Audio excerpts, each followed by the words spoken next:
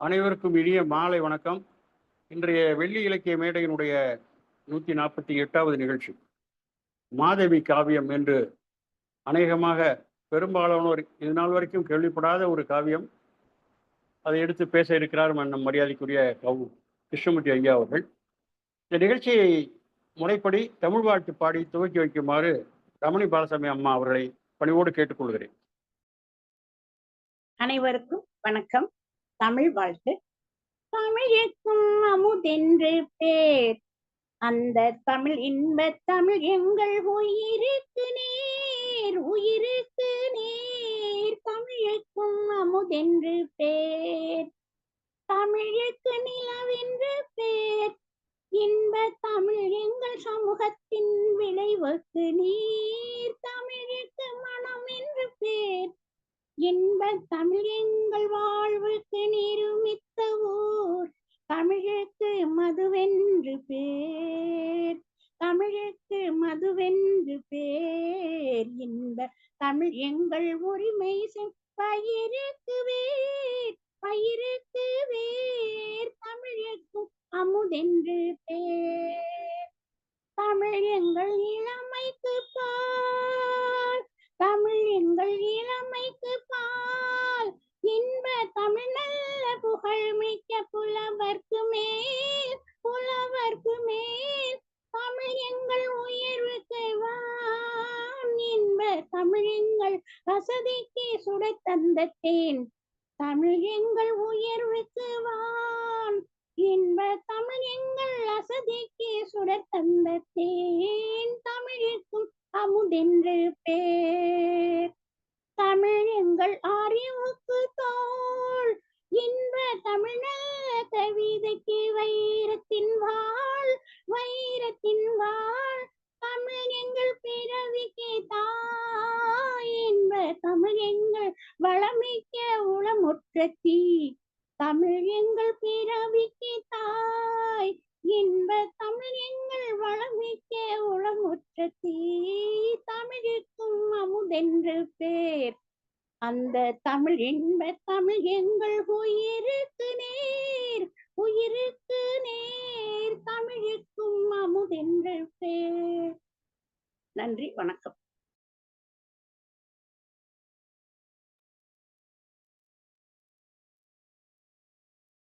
நன்றி ரமணி அம்மா. அருமையான ஒரு தமிழ் வாழ்த்தை பாடி என்ற நிகழ்ச்சியை துவக்கி வைத்திருக்கிறீர்கள். அடுத்ததாக இன்றைய நிகழ்ச்சிக்கு இப்பொழுது தமிழ் வாழ்த்து பாடிய அம்மா ரமணி பாலசாமி அவர்களே, ஐயா கனக சபாபதி அவர்களே, இன்றைய சொற்பொழிவாளர் மரியாதைக்குரிய கவி அருவி கிருஷ்ணமூர்த்தி ஐயா அவர்களே, மிகச்சிறந்த கவிஞர் ஐயா சீனி ரவிபாரதி அவர்களே, கவி மாமணி பொதிகை மு செல்வராசன் அவர்களே, 100 நாவல்களுக்கு மேல் எழுதி புகழ்பெற்ற நாவலாசிரியை ஜெயசக்தி அம்மா அவர்களே, பாட்டுக்காரம்மா முனைவர் சரஸ்வதி அம்மா அவர்களே, மாநில தமிழ் சங்கத்தினுடைய ஒரு தூணாக இருந்து செயல்பட்டு கொண்டு தமிழ் தொண்டு ஆற்றுகிற ஐயா பாப்பையா அவர்களே, ஹைதராபாத்தை சார்ந்த அம்மா பிரபாவதி அவர்களே, ஐயா ஆர்சி குமரன் லண்டனில் இருந்து இணைந்திருக்கிறார் ஐயா அவர்களே, ராஜா ராமலிங்கம் ஐயா அவர்களே, மாங்கனி அவர்களே, இன்னும் வர இருக்கிற நண்பர்களே, அத்தனை பேரையும் வெள்ளி இலக்கிய மேடை வருக வருக என்று வரவேற்கிறது. இப்பொழுது வெள்ளி இலக்கிய மேடையினுடைய ஒரு வாழ்த்து பாடல் ஒன்று கவிஞர் குமாப்பா கபிலன் எழுதிய பாடல் ஒன்றை இப்பொழுது ஒளிவோடு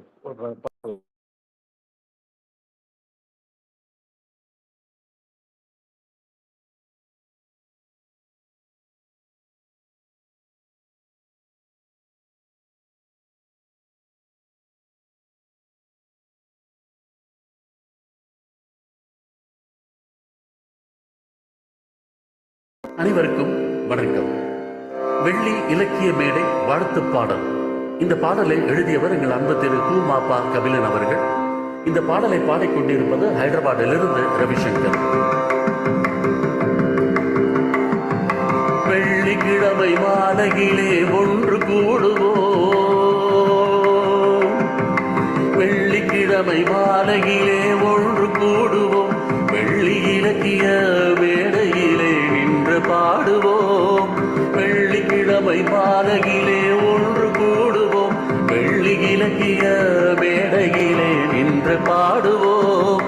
நல்ல காப்பியத்தை நாமும் பாடுவோம், நல்ல தமிழ் இலக்கியத்தை நாமும் பாடுவோம், துள்ளி ஓடும் புள்ளி மாறாய் நாடும் ஆடுவோம், நல்ல தமிழ் இலக்கியத்தை நாமும் பாடுவோம், துள்ளி ஓடும் புள்ளி மாறாய் நாடும் ஆடுவோம். வெள்ளிக்கிழமை மாலையிலே ஒன்று கூடுவோம், வெள்ளி இலக்கிய மேடையிலே நின்று பாடுவோம்.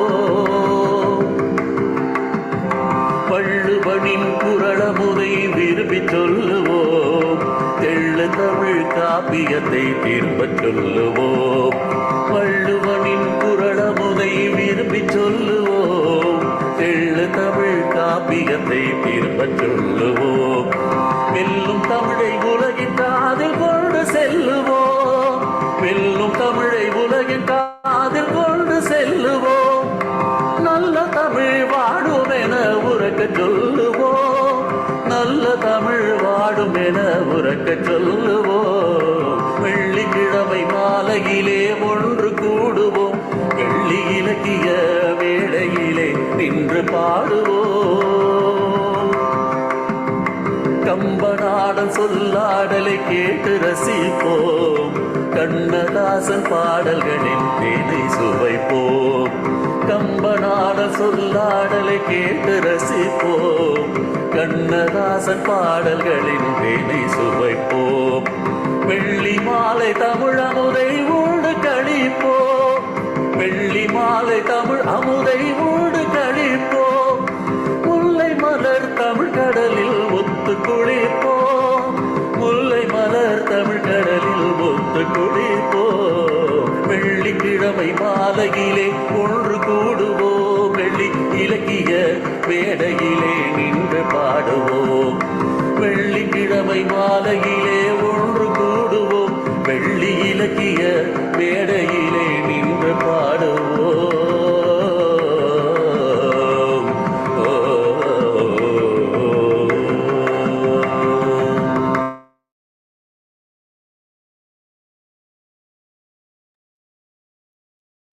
நன்றி. மிக அருமையான ஒரு பாடலை வெள்ளி இலக்கிய மேடைக்காக எழுதி கொடுத்த கவிஞர் பூமப்பா கபிலன் அவர்களுக்கும், தன்னுடைய இனிமையான குரலிலே இங்கு ஒரு பாடலை பாடி நமக்கு கொடுத்திருக்கிற ஐயா ரவிசங்கர் அவர்களுக்கும் வெள்ளி இலக்கிய மேடை நன்றி கூறிக்கொள்கிறது. இப்பொழுது நம்மோடு இணைந்திருக்கிற ஐயா முனைவர் செந்தில்குமார் அவர்களையும் மற்றும் நண்பர்களையும் வருக வருக என்று வரவேற்கிறோம்.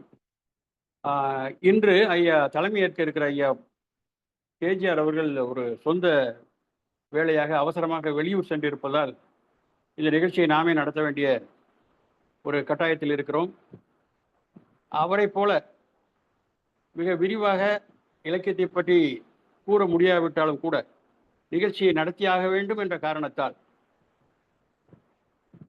எப்படியும் நடத்தி விடுவோம் என்று ஒரு சவாலாக எடுத்துக்கொண்டு இன்றைய நிகழ்ச்சியை நடத்துகிறோம். இதுவரைக்கும் கேள்விப்படாத ஒரு வெளிச்சத்திற்கு வராத ஒரு கவிஞர் தமிழ் ஒளி. அவர் எழுதிய காவியம்தான் இந்த மாதவி காவியம் என்பது. சிலப்பதிகாரத்திலே வரக்கூடிய மாதவி என்ற பாத்திரத்தை அடிப்படையாக கொண்டு இந்த கவிஞர் எழுதியிருக்கிறார். இது தமிழ் ஒளி, கவிஞர் தமிழ் ஒளியினுடைய அவருடைய காதல் தோல்வியினால் எழுதப்பட்ட ஒரு காவியம் என்று சில அறிஞர்கள் கூறுகிறார்கள். தமிழ் ஒளி அவர்களுடைய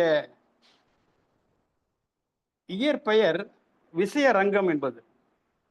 இவர் தென்னார்காடு மாவட்டத்தில் உள்ள குறிஞ்சிப்பாடியை அடுத்த அடூர் அகரம் என்ற ஒரு சிற்றூரை சார்ந்தவர். இவருடைய தந்தையார் பெயர் சின்னையா, தாயார் பெயர் செங்கேணி அம்மாள். இந்த தமிழ் மொழி அவர்களை நான் இந்த அழைப்பதிலே நீங்கள் பார்த்தீர்கள் என்று சொன்னால் அதிலே அவருடைய படத்தை கூட நான் வலது பக்க ஓரத்தில் நான் அவருடைய படத்தை அங்கே வெளியிட்டிருப்பேன். 1957-58 இவர் இந்த காவியத்தை எழுதிவிட்டு இதை பதிப்பகத்திலே கொண்டு கொடுக்கிறார். யாருமே அதை பதிப்பிக்க தயாராக இல்லை. கடைசியாக 1995 முதல் பதிப்பும் 2003 2ஆம் பதிப்பும் 2010 3ஆம் பதிப்புமாக இவருடைய இந்த நூல் வெளிவருகிறது. ஆனால் இந்த காவியத்தை படிக்க படிக்க நமக்கு பிரமிப்பும் வியப்பும் ஏற்படுகிறது. இப்படி ஒரு மகா கவிஞனா, இவனை எப்படி தமிழ்நாடு அடையாளம் காணாமல் விட்டு விட்டது என்று ஒரு ஏக்கம் நமக்குள்ளே எழுவது இயற்கை. ஒரு கவிஞனுக்கு பிறப்பு மட்டும்தான் உண்டு, இறப்பு இல்லை என்று அந்த கவிஞர்களே சொல்லுவார்கள். அது உண்மைதான். அவர்களுடைய படைப்புகள் மூலமாக அவர்கள் வாழ்ந்து கொண்டுதான் இருக்கிறார்கள்.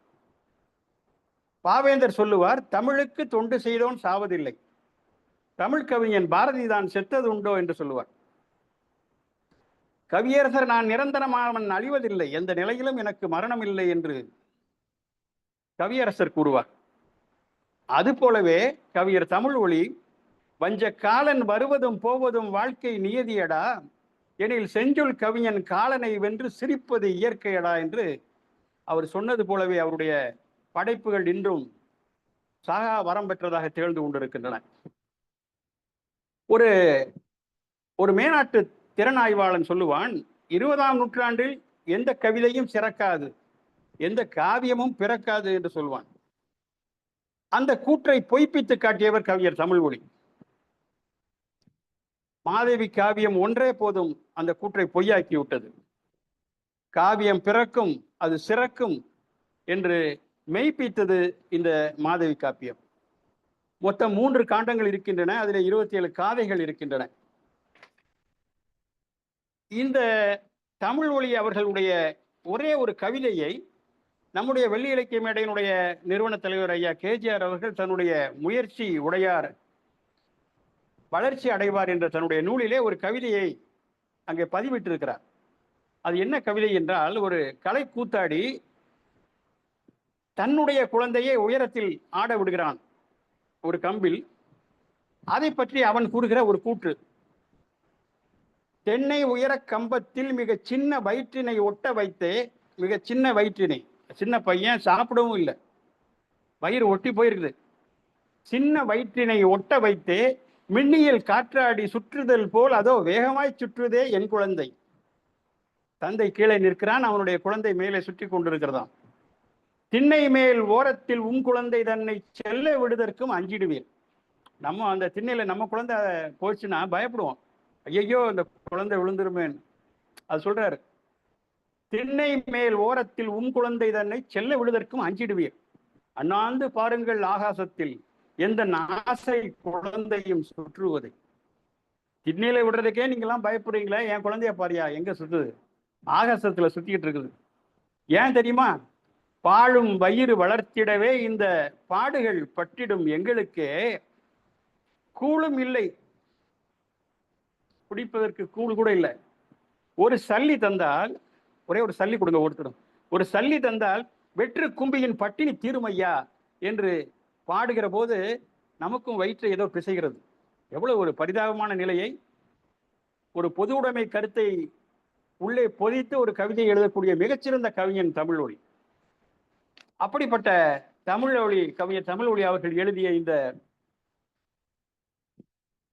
மாதவி காப்பியத்தை பற்றி இங்கே இன்று பேச இருப்பவர் ஐயா மரியாதைக்குரிய கிருஷ்ணமூர்த்தி அவர்கள், கவியருவி. அவர் பெங்களூர் தமிழ் சங்கத்திலே இலக்கிய வகுப்புகள் எல்லாம் நடத்தி கொண்டிருக்கிறார். நிறைய கவியரங்கங்கள், கருத்தரங்கங்கள், பட்டிமன்றங்கள், நிறைய பரிசுகள், பாராட்டுகள், நூற்றுக்கணக்கிலே வானொலி நிகழ்ச்சிகள், தொலைக்காட்சி நிகழ்ச்சிகள் எல்லாம் பங்கேற்றிருக்கிறார். பல பத்திரிகைகளில் கட்டுரைகள் எழுதியிருக்கிறார். 300 பட்டிமன்றங்களில் அவர் பேசியதை பாராட்டி 1992 சென்னை அலங்கார் கலைமன்றம் ராஜா அண்ணாமலை மன்றத்தில் நடந்த விழாவில் அவருக்கு கேடயம் வழங்கி அவரை பெருமைப்படுத்தினார்கள். பாவேந்தர் கலை இலக்கிய மன்றம் இயற்றமிழ் செல்வம் என்ற ஒரு விருதை ஐயா அவர்களுக்கு அளித்து அவர்கள் பெருமை கொண்டார்கள். பொற்கிளி பாவலர் என்ற பட்டம் அவருக்கு கிடைத்தது. மிகச்சிறந்த கவிஞர். பெங்களூர் தமிழ்ச்சங்கத்திலே நடைபெற்ற ஒரு கவியரங்கத்திலே அவருடைய கவிதையை பாராட்டி மிகச்சிறந்த கவிஞர் என்று அவருக்கு பண முடிப்பும் பொற்கிளி பாவலர் என்ற பட்டத்தையும் வழங்கி அவரை பெருமைப்படுத்தியது. சென்னை தாய்மண் இலக்கிய கழகம் அவருக்கு சிவாஜி விருது என்ற ஒரு விருதை அளித்து அவரை கௌரவப்படுத்தியது. ஐயா அவர்கள் எழுதிய நூல்களில் சில நூல்கள், ஒன்று காவுக்கி கவிதைகள் என்ற ஒரு நூல், கவிதை நூல் வெளிவந்திருக்கிறது. மலையான மேகங்கள் என்ற ஒரு நூல். இப்படி ஒரு உதாரணத்துக்குத்தான் 2 நூலை சொல்லியிருக்கிறேன். மிகச்சிறந்த படைப்பாளி, மிகச்சிறந்த இலக்கிய அறிவாளி ஐயா அவர்களை இன்றைய தலைப்பிலான அந்த மாதவி காவியத்தை பற்றி எங்களுக்கெல்லாம் எடுத்துரைக்க வருமாறு வாழ்த்தி வணங்கி அழைக்கிறேன். ஐயா வாருங்களை.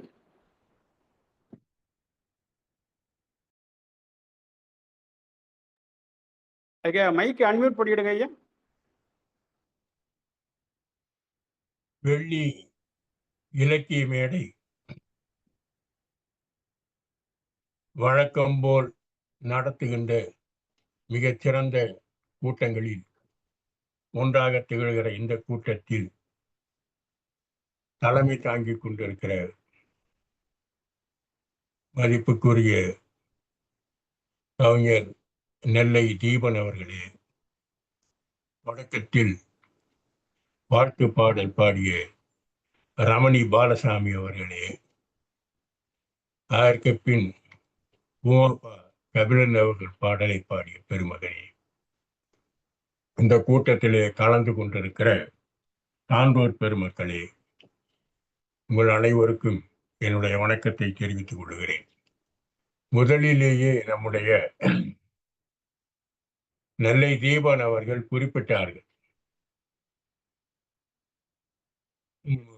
அதிகமாக அறிமுகமாகாத ஒரு கவிஞர் தமிழொலி என்று குறிப்பிட்டார்கள். அது இப்போதுதான். ஆனால் 1954-57 வாக்கில் எல்லாம் தமிழொலி நன்றாக அறிமுகமானவர் தான். ஆனால் ஏதோ சில காரணங்களுக்காக, அவருடைய குறைபாடுகளுக்காகவும் மற்றும் அவருடைய பின்னணிக்காகவும் அவர் அதிகமாக பாராட்டப்படாத ஒரு கவிஞராகவே இருந்து விட்டார். ஆனால் அதற்கு பின்னாலே கொஞ்சம் கொஞ்சமாக அவர் வெளிச்சத்துக்கு வர காரணம் அவருடைய நண்பர் நேத்து சஞ்சீவி என்ற ஒருவர். அவர்தான் அவருக்கு தாயாக தந்தையாக இருந்து பல விதங்களிலே உதவி புரிந்தவர். அவர் இந்த நூல்களை எல்லாம் எழுதி வெளியிட்ட பிறகுதான் தமிழொலியார் அவர் எப்பேற்பட்ட கவிஞர் என்ற செய்திகள் எல்லாம் தமிழகத்துக்கு தெரிய ஆரம்பித்தது. அவர் பிறந்தது புதுவை மண்ணில். அந்த புதுவை அரசும் தமிழொலியை மிகச் சிறந்த முறையிலே கவனித்து அவருடைய பவள விழாவில் ஒரு மலரையெல்லாம் வெளியிட்டு அவரை சிறப்பித்திருக்கிறார்கள். ஜெயகாந்தன், சிறுகதை எழுத்தாளர் ஜெயகாந்தன் அவர்கள் தொடக்க காலத்தில் தமிழொலியோடு தான் மிகவும் நெருக்கமான தொடர்பு கொண்டிருந்தவர். என்னுடைய ஆசான், என்னுடைய குருநாதர் என்றெல்லாம் ஜெயகாந்தன் தமிழொலியை புகழ்ந்து தள்ளுகிறார். அவருடைய கவிதைகளை பற்றி சொல்லும் போது மந்திரம் போல் சொல்லெடுத்து கவிதையாப்பவர் தமிழொலி என்று குறிப்பிட்டிருக்கிறார். அந்த அளவுக்கு மிகச்சிறந்த புகழின் உச்சியில இருந்தவர் தான் தமிழொலி. 1946 தாய்நாடு என்ற ஒரு பத்திரிகை, நாராயணன் அவர்களால் நடத்தப்பட்ட பத்திரிகை. அது அந்த காலத்தில் காங்கிரஸ் கட்சியின் துணை அமைப்பாக விளங்கிய சிலம்பு செல்வரை அவர்களை தலைவராக கொண்ட தமிழரசு கழகத்தின் துணை ஏடாக வெளிவந்த பத்திரிகை. அந்த பத்திரிகையிலே கொஞ்ச காலம் கண்ணதாசன் நிருபராக இருந்திருக்கிறார். அப்படி இருக்கும்போது ஒரு தமிழ் மாநாட்டை பற்றி குறிப்பிடும் போது அந்த மாநாட்டிலே தமிழொலி கவிதை பாடினார் என்று குறிப்பிடுகிறார். அந்த அளவுக்கு ஒரு நல்ல நிலையிலே இருந்தவர் தான் தமிழொலி. 1924 பிறந்தவர். கண்ணதாசன் பிறந்த ஆண்டு 1924 தான். பாரதியின்பால் ஈர்க்கப்பட்டவர். ஆனால் பாரதிதாசன் சீடராக திகழ்ந்தவர். பொது உடைமை இயக்கத்தோடு தொடர்பு கொண்டவர். அண்மையிலே கூட பொது உடைமை இயக்க தலைவர் ஆர் நல்லக்கண்ணு அவர்கள் தமிழொலியை பற்றி ஒரு சிறிய நூல் எழுதி வெளியிட்டிருக்கிறார்கள். அந்த அளவுக்கு அந்த அமைப்பும் தமிழொலியை அங்கீகரித்து அவருக்கு ஒரு சிறப்பை சேர்த்திருக்கிறது என்ற நிலையில் நாம் பார்க்கிறோம். திரைப்படத்துக்கு கூட ஒரு பாடல் எழுதியிருக்கிறார் தமிழொலி. ஆனால் அது அதிகமாக விளம்பரம் பெறவில்லை. ஆனால் அதற்கான அனைத்து திறமைகளையும் தன்னகத்தே கொண்டவர் தமிழொலி. சில பலவீனங்களால் ஏற்பட்ட தோல்விகளால் தன்னுடைய வாழ்க்கையில் முன்னேற முடியாத அளவுக்கு தடை ஏற்பட்டு விட்ட ஒரு துரதிர்ஷ்டசாலி என்றுதான் தமிழொலியை குறிப்பிட வேண்டும். தமிழொலி ஒருவரை சொல்ல வேண்டும் என்றால் கம்பதாசனை சொல்லலாம். கம்பதாசனும் தமிழொலியும் மிகப்பெரிய நிலைக்கு வந்திருக்க வேண்டியவர்கள். ஆனால் காலத்தின் கோலத்தால், விதியின் சதியால் அவர்கள் இருவருடைய வாழ்க்கை வேறு வேறாக அமைந்து விட்டது. அது எப்படி இருந்தாலும் தமிழொலி அவர்கள் ஒரு மிகச்சிறந்த கவிஞர் என்பதில் எந்த விதத்திலும் ஐயம் கிடையாது. நம்முடைய வெள்ளி இலக்கிய மேடை நிறுவனர் நண்பர் KG ராஜேந்திர பாபு அவர்கள் அடிக்கடி குறிப்பிடுவார், தமிழொலி எழுதிய மேதின பாடல் ஒரு மிகச்சிறந்த பாடல் என்று குறிப்பிடுவார். அந்த அளவுக்கு அந்த இயக்கத்தோடு தொழிலாளர்களோடு தொடர்பு கொண்டவர் தமிழொலி. நம்முடைய நெல்லை தீபன் அவர்கள் பாடும்போது கூட ஒரு கலை கூத்தாடியை பற்றி அவர் எப்படி பாடியிருக்கிறார் என்ற பாடலை அவர் சொல்லி காட்டி தமிழொலியை புகழ்ந்தார். அந்த அளவுக்கு இடதுசாரி இயக்கத்தோடு, தொழிலாளர் இயக்கத்தோடு, பொது உடைமை இயக்கத்தோடு மிக நெருங்கிய தொடர்பு கொண்டவர். அது மட்டுமல்ல, அதோடு தொடர்புடையவர்களெல்லாம் கூட தொடர்பு கொண்டு கவிதைகள் எழுதினார். கவிதைகள் மட்டுமல்ல, ஏராளமான கட்டுரைகள் எழுதியிருக்கிறார் தமிழொலி. அந்த அளவுக்கு தமிழிலே தன்னுடைய அறிவை, எந்த அறிவின் வெளிச்சத்தை எந்த அளவுக்கு பரப்ப முடியுமோ அந்த அளவுக்கு பரப்பியவர் தமிழொலி.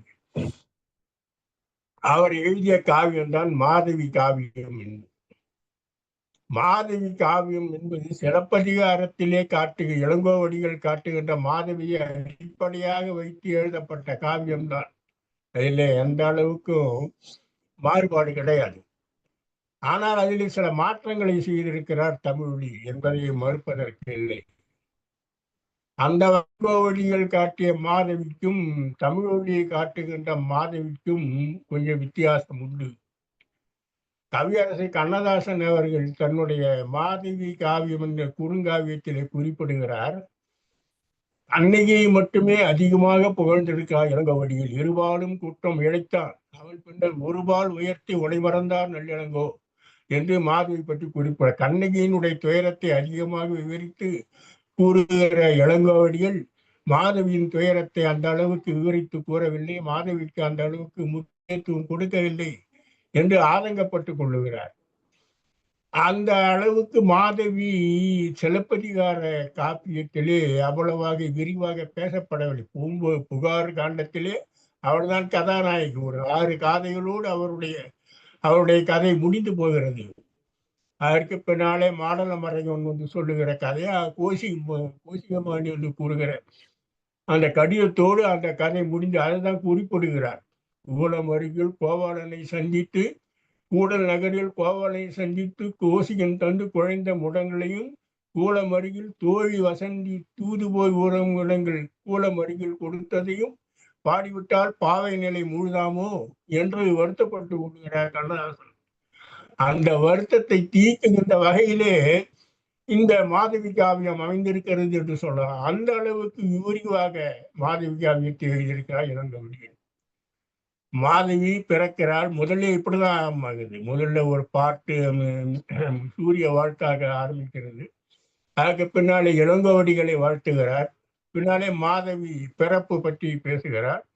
மாதவி அங்கே சிலப்பதிகாரத்திலே வேறு மாதிரி, ஆனால் இங்கே மாதவி காவியம் மாதவி பிறப்பைத்தான் முதலிலே கூறுகிறார். மாதவி பிறக்கிறாள், வளர்கிறாள். நல்ல நிலையிலே அவர் ஒரு கணிகை குலத்திலே பிறந்ததுனால ஆடல் பாடல் கலைகளிலே மிகச்சிறந்த முறையிலே தேர்ச்சி பெறுகிறாள். அந்த விவரத்தை எல்லாம் ரொம்ப அழகாக விவரித்து கொண்டு போகிறாரு தமிழொலி அவர்கள். அதற்கு பின்னாலே 12 ஆண்டு காலம், ஒரு 6 ஆண்டு காலம் அவள் ஆடல் பாடல் கலைகளில் மிகுந்த தேர்ச்சி பெறுகிறாள். அரங்கேற்றம் நடைபெறுகிறது. அந்த இதையெல்லாம் அவர் சொல்றார்.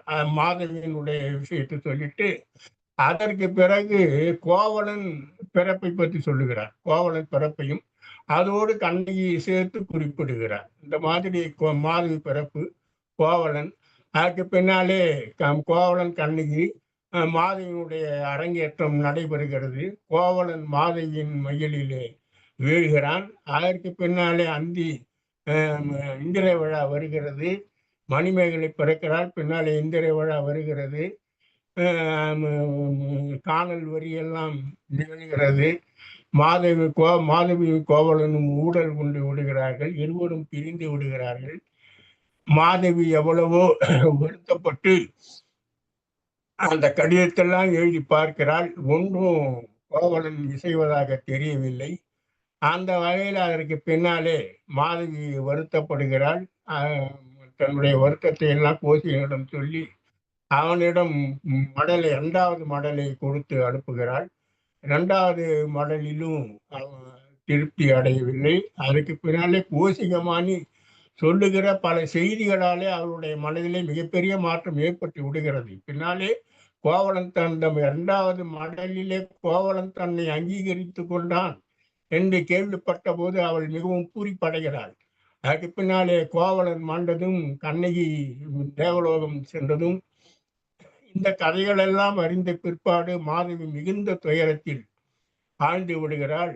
அதற்கு பின்னாலே தன்னுடைய எல்லா சொத்தையும் புத்த மதத்துக்கு எழுதி வைத்து விட்டு புத்த மத துறவியான அரவண அடியில் முன்னிலையில் அவள் புத்த மதத்தில் சேர்ந்து விடுகிறாள். அது மட்டுமல்ல, தன்னுடைய மகள் மணிமேகலையும் அவள் ஆடல் பாடல் கலைகளில் முதலில் அனுபவித்தாலும் பின்னால் அந்த ஆடல் பாடல் கலைகளில் இருந்து விலக்கி வைத்து விட்டு பின்னால் அவளையும் புத்த மதத்தில் சேர்ந்தவளாக ஆக்கி விடுகிறாள். பின்னாலே கடைசியிலே 2 பேரும் அந்த புத்த மதத்தில் சேருகிற அந்த நிகழ்ச்சியைத்தான் இறுதியாக வைத்து அந்த மாதவி காவியத்தை முடிக்கிறார் தமிழ் அவர்கள். ரெண்டுத்துக்கும் இப்படி சுருக்கமாக சொல்றதுனால எதுவும் வேறுபாடு இல்லை என்று சொல்ல முடியாது. ரெண்டுக்கும் பெரிய வேறுபாடு உண்டு. முதல்ல மாதவியும் கோவலனும் ஒருவர் சந்தித்து கொண்டார்கள் என்கிற நிகழ்ச்சியை இளங்கோவடிகள் அப்படி கோடிட்டு காட்டுகிறார். அதாவது மாதவியுடைய அரங்கேற்றம் நடைபெறுகிறது. அந்த அரங்கேற்றத்தின் போது கோவலன் அந்த அரங்கேற்றத்தை காண வருகிறான். அதெல்லாம் மிகப்பெரிய பணக்காரன், ஊர்ல பெரிய கணக்காரன். அவன் இல்லாத எந்த நிகழ்ச்சி நடக்காது. அரசனுக்கே கடன் கொடுக்கிற அளவுக்கு பெரிய பணக்காரன் கோவலன், அவனுடைய தந்தை மாசத்துவான். அதனால அவங்களுக்கெல்லாம் அழைப்படுப்பாள். அவங்களெல்லாம் இல்லாமல் இந்த பெரிய அரங்கேற்றமெல்லாம் நடந்திருக்காது. எனவேதான் கோவலன் அந்த நாடகத்தை காண வந்திருக்கிறான். இளங்கோவடிகள் செய்தி சொல்லவில்லை. கோவலன் நாடகத்தை காண வந்த செய்தியை சொல்லவில்லை. ஆனால் தமிழொலி அவர்கள் கோவலன் நாடகத்தை காண வந்திருக்கிறார். அந்த நேரத்திலே மாதவியும் கோவலனும் கண்கள் பரிமாற்றம் நடந்து இருக்கிறது என்று தமிழொலி எழுதுகிறார். அந்த நாடகத்தை பார்த்து, அந்த நாட்டியத்தை பார்த்து உற்சாகத்தோடு கலை நுணுக்கங்கள் ஒவ்வொன்றையும் ரசித்து பார்த்து கோவலன் கைத்தட்டியதையெல்லாம் பார்த்து மாதவி மிகுந்த உற்சாகத்தோடு நடனம் ஆடுகிறாள் என்று தமிழொலி குறிப்பிடுகிறார். அந்த அளவுக்கு கோவலன் மாதவி அங்கே சந்தித்து கொண்டதாக கூறுகிறார். அதுக்கு பின்னாலே வெளியே வந்த பிற்பாடு கூட இளங்கோவடிகள் கோடிட்டு காட்டுகிறார். அதாவது கோவலனை குறி வைத்துத்தான் மூனி அந்த பச்சை மாலையை வேறு யாருக்கோ விற்பது போன்ற பாவனையில் நின்றிருக்கிறார் என்று குறிப்பிடுகிறார். ஆனால் தமிழொலி என்ன செய்கிறார்? கோவலனுக்காகவே அவள் மூனி அந்த மாலை விற்பதற்காக வந்திருக்கிறாள் என்று ஏன்னு கேட்டார். கோவலனும் மாதவியும் ஒருவர் பார்த்து கொண்டதையும் மாதவியின் நாடகத்தை பார்த்து கோவலன் ரசித்த ரசிப்பையும் பார்த்து நிச்சயம் இவர்களுக்குள்ளே ஏதோ நிகழ்ந்திருக்கிற என்ற எண்ணத்துடன் மாதவி கோவலனை விரும்புகிறாள் என்ற எண்ணத்துடன் தான். அது மட்டுமல்லாமல் மிகப்பெரிய பணக்காரன் கோவலன் என்பதையும் அறிந்து அந்த நிலையில்தான் அந்த மாலையை அவள் விற்பதற்காக வருகிறாள். அதை கோவலனும் அதை அறிந்து கொண்டு அவளோடு சென்று விடுகிறான். மாதவியோடு சென்று விடுகிறான். பின்னாலே பல நிகழ்ச்சிகள் எல்லாம் நடைபெறுகின்றன. இதுல தமிழில் என்ன செய்திருக்கிறார்? இளங்கோவடிகள் சொல்லாத பல செய்திகளை சொல்லி இருக்கிறார். இளங்கோவடிகள் சொன்னவற்றையெல்லாம் சுருக்கமாக சொல்லிவிட்டு போயிருக்கிறார். எடுத்துக்காட்டாக சொல்ல வேண்டும் என்று சொன்னால், இளங்கோவடிகள் காதல் வரியை 50 பாடல்களிலே விவரித்து காட்டியிருக்கிறார். 50 பாடல்களிலே விவரித்து காட்டியிருக்கிற காதல் வரியை தமிழொலி 2 பாட்டிலே முடித்து விடுகிறார். வேனில் காதை என்ற இளங்கோவடிகள் மிக சுருக்கமான அளவிலே அந்த வேனில் காதையை முடித்து அவர் வந்து நிலா முற்றத்தின் மேலேறி யாழ் இசைத்துக் கொண்டிருக்கிறாள் என்று வருத்தத்தோடு இசைத்துக் கொண்டு என்று பாடுவதோடு முடித்து விடுகிறார். ஆனால் அந்த வேனில் காதைக்காக 52 பக்கங்களை ஒதுக்கி இருக்கிறார் தமிழொலி அவர்கள். மிக விரிவாக அதை பற்றி பாடியிருக்கிறார். அது மட்டுமல்ல, அந்த வேனில் காதை இந்த கடைசி காரணமாக துறவு காண்டமுக்கு இந்த துறவு காண்டத்தை அப்படியே நூலாக்கி விதியோ வீணையோ என்கின்ற விதியோ வீணையோ என்ற நூலாகவும் அவர் தனியாகவே அதை வெளியிட்டிருக்கார். அந்த அளவுக்கு மிகச் சிறப்பானதொரு அந்த வேனில் காதை பாடல்கள் எல்லாம் நம்மை மயக்குகின்ற நம்ம உள்ளத்தை உருக்குகின்ற பாடல்களாக அமைந்திருக்கு. அதெல்லாம் இப்பொழுது சொல்ல முடியாது என்றால் நமக்கு இருக்கிற நேரம் குறைவு என்பதனாலே ஒரு சில பாடல்களை மட்டுமே தான் நான் சுட்டி காட்ட முடியும். அந்த வகையில் இப்பொழுது இளங்கோவடிகளுக்கும் தமிழொலிக்கும் இருக்கிற எந்த இடத்திலே மாறுபடுகிறார் என்பதைத்தான் இப்பொழுது நான் சொல்லி கொண்டு வருகிறேன். அதே நேரம் காணல் வரி, அதற்கு பின்னாலே அரவண அடிகளை அறிமுகப்படுத்துகிறார் தமிழொலி. முதலிலேயே மாதவிக்கும் கோவலனுக்கும் அதை திருமணம் என்றே சொல்லுகிறார். அவர்களுக்கு முதலிரவு நடந்தது என்றே சொல்லுகிறார். அவர்கள் முதல் நாள் கூடியதை முதலிரவு என்றே தமிழொலி வர்ணித்து போல தன்னுடைய கதையை நடத்தி கொண்டு செல்லுகிறார். அங்கே எப்படி கண்ணகி கோவலன் வர்ணித்தானோ அதே போல இங்கேயும் மாதவி கோவலன் வர்ணிக்கின்ற நிலையெல்லாம் எடுத்து காட்டி அந்த காட்சிகளை நமக்கு கண்முன் நிறுத்துகிறார். அந்த மாதிரி இங்க அரவண அடி அந்த எல்லாம் முடிந்த உடனே அரவண அடிகள் ஒரு இடத்துல வருகிறார். வந்து கோவலனுக்கும் கண்ணைக்கு அறிவுரை கூறுவது மாதிரி காட்டுகிறார். ஆனா அப்படியெல்லாம் இளங்கோவடிகள். அதே மாதிரி மணிமேகலை பிறப்பிலேயும் அங்கே கலாத்திரம் உரைத்த காதை என்று வேறு வேறு கனவுகளை இளங்கோவடிகள் நமக்கு காட்டுகிறார். ஆனால் இங்கே இந்த இதுவும் ஒரு மாதிரியான கலாத்திரம் உரைத்த காதை தான். மணிமேகலை பிறப்பதற்கு முன்னே கோவலனும் கண்ணகியும் கனவு காண்கிறார்கள். ஆனால் ஒரே கனவு, 2 பேருக்கும் ஒரே கனவு வருகிறது. புத்தர் சங்கை தருவதாக அவர்கள் 2 பேரும் ஒரே மாதிரி கனவு காண்கிறார்கள். அது எல்லாரும் அது சொல்லும் போது ஆச்சரியப்படுகிறார்கள். அதுல வசந்தமாலை சொல்லுகிறார், கனவிலே சங்கு காண்பவர்கள் மிகப்பெரிய பேரையும் புகழையும் பெறுவார்கள் என்று ஊரார் சொல்லுவார்கள் என்று குறிப்பிடுகிறார். இந்த மாதிரி இளங்கோவடிகள் வழியிலே அந்த கனவை இவர் வேறு விதமாக சித்தரித்து காட்டி இப்படி காட்டுகிறார். அதே மாதிரி அரவண அடிகள் வந்ததை முதலிலே இளங்கோவடிகள் சொல்லுவார். ஆனால் இவர் இடையிலே அந்த அவங்க இருவருக்கும் இன்பமயமாக பொழுது போகிறது, மாதவிக்கும் கோவலனுக்கும். அந்த நிலையிலே ஒரு நாள் அரவண அடிகள் வருகிறார். அவர் சில அறிவுரைகளை சொல்வது போல தமிழொலி காத்திருக்கிறார். அதுதான் அந்த அரவண அடிகள் தான் கடைசியிலே போய் மாதவி சரணடைகிறார். இது மாதிரி சில மாற்றங்களை அங்கே செய்திருக்கார். மாதவி இளங்கோவடிகளால் சொல்லப்படாத பல செய்திகளை தமிழொலி அவர்கள் சொல்லுகிறார். அதாவது கண்ணகிக்கும் கோவலனுக்கும் திருமணம் முடிகிறது. சிலப்பதிகாரத்தின்படி கண்ணகிக்கும் கோவலனுக்கும் திருமணம் முடிகிறது. அவருடைய தாம்பத்திய வாழ்க்கை மிகச் சிறப்பாக தான் சென்று கொண்டு இருக்கிறார்களே, எந்த குறையும் இல்லை. தூமப்படியனும் தோய்ந்தால் என வருவார், நாமர் மனைவி என கைகலந்து நாம தொலையாத என்பவெல்லாம் துணினார் மண்மையில் நிலையாமை கண்டவர் போல் நின்று என்றெல்லாம் சொல்லி அவருடைய நிலையை சொல்லுகிறார் இளங்கோவடிகள். அதற்கு பின்னாலே என்ன சொல்லுகிறார், இப்படி சில ஆண்டுகள் கழிந்தன என்று இளங்கோவடிகள் அவர்களுடைய அந்த நேற்று நம்முடைய பேராசிரியர் கீதா அவர்கள் கூட பேசும்போது 8 ஆண்டு காலம் கோவலனும் கண்ணகியும் ஒன்றாக வாழ்ந்தார்கள். 12 ஆண்டு காலம் மாதவியோடு கோவலன் வாழ்ந்தான் என்று குறிப்பை கொடுத்தார். அதே மாதிரி 8 ஆண்டு காலம் என்ன நடந்தது என்பதனை இளங்கோவடிகள் சொல்லவில்லை.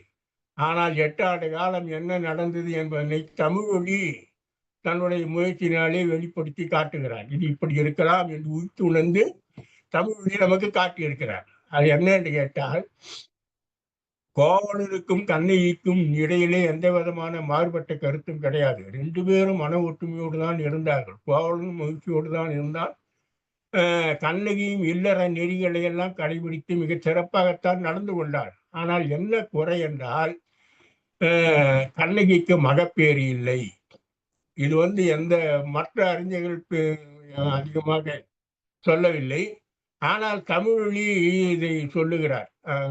கண்ணகிக்கு மகப்பேறு இல்லை. கண்ணகி என்று ஒரு குறுங்காவியம் மாதிரி வைரமுத்து கூட எழுதியிருக்கிறார். அவரே கூட குறிப்பிடவில்லை. ஆனால் தமிழொலி குறிப்பிடுகிறார். இது கண்ணகிக்கு மகப்பேறு இல்லை என்ற அந்த குறை கண்ணகிக்கும் இருக்கிறது, கோவலனுக்கும் இருந்தது. கண்ணகி அந்த மனக்குறையினாலே தன்னுடைய மனத்தை திசை திருப்பி அற நெறிகளிலும் இல்லற தர்மத்தை காப்பாற்றுவதிலும் தன்னை அந்த நிலையிலே மிக உயர்த்தி கொள்வதிலும் மிக உயர்ந்த குணங்களை கொண்டவளாக இருப்பதிலும் முழு கவனத்தையும் செலுத்தி ஒரு ஆசாபாசங்களை எல்லாம் துறந்த ஒரு துறவு நிலையிலே கண்ணகி படிப்படியாக வளர்ந்து கொண்டே போனாள் என்று குறிப்பிடுகிறார் தமிழொலி. கோவலனுடைய நிலை என்ன என்றால், கோவலன் இந்த மகப்பேறு இல்லாத குறை அவனுக்கும் இருந்திருக்கிறது. அதனாலே அவன் என்ன செய்கிறான், வேறு வழியிலே தன்னுடைய மனதை திசை திருப்புகிறான். அது அந்த காதைக்கு என்ன பேர் கொடுக்கிறார், அறம் திறம்பு காதை. திறம்பு காதைன்னா மாறுபடுறது, அதாவது உள்ள வழக்கத்திலிருந்து மாறுபடுற ஒரு நிலை. அது கோவலன் அதனால மகப்பேறு இல்லாத மனக்குறையை மாற்றிக்கொள்வதற்காக பல நூல்களை படிப்பதிலே தன்னுடைய கருத்தை செலுத்தி விடுகிறான். ஏராளமான நூல்களை அவன் கற்கிறான். அது மட்டுமல்ல, பல கலை நிகழ்ச்சிகளில் கண்டு களிப்பதிலும் பல கலைஞர்களோடு சேர்ந்து உறவாடுவதிலும் மற்றும் சில பழக்க வழக்கங்களிலும் அவன் தன்னை ஈடுபடுத்திக் கொள்ளுகிறான். அந்த வகையிலே அவன் கல்விமானாக திகழ்கிறான், மிகச்சிறந்த கல்வியாக திகழ்கிறான் என்று குறிப்பிடான். இந்த நிலைதான் கோவலனுக்கும் கண்ணகிக்கும் அந்த சில ஆண்டுகள் கழிந்தன என்று இளங்கோவடிகள் குறிப்பிடுகிறாரே, அந்த சில ஆண்டுகள் எப்படி கழிந்திருக்கும் என்று உய்த்து உணர்ந்து நம்முடைய தமிழொலி அவர்கள் இப்படி அந்த கதையை விவரித்துக் கொண்டு செல்கிறார். அதே மாதிரி வேனில் காதை என்கிற அந்த காதையிலேயும் இளங்கோவடிகள் மிக சுருக்கமாக சொல்லிவிட்ட அந்த நிலை மிகப்பெரிய நிலையை விவரித்து காட்ட வேண்டி ஏற்கனவே சொன்னேன். ஒரு சில நிகழ்ச்சிகளை தமிழொலி உருவாக்கி காட்டுகிறார்.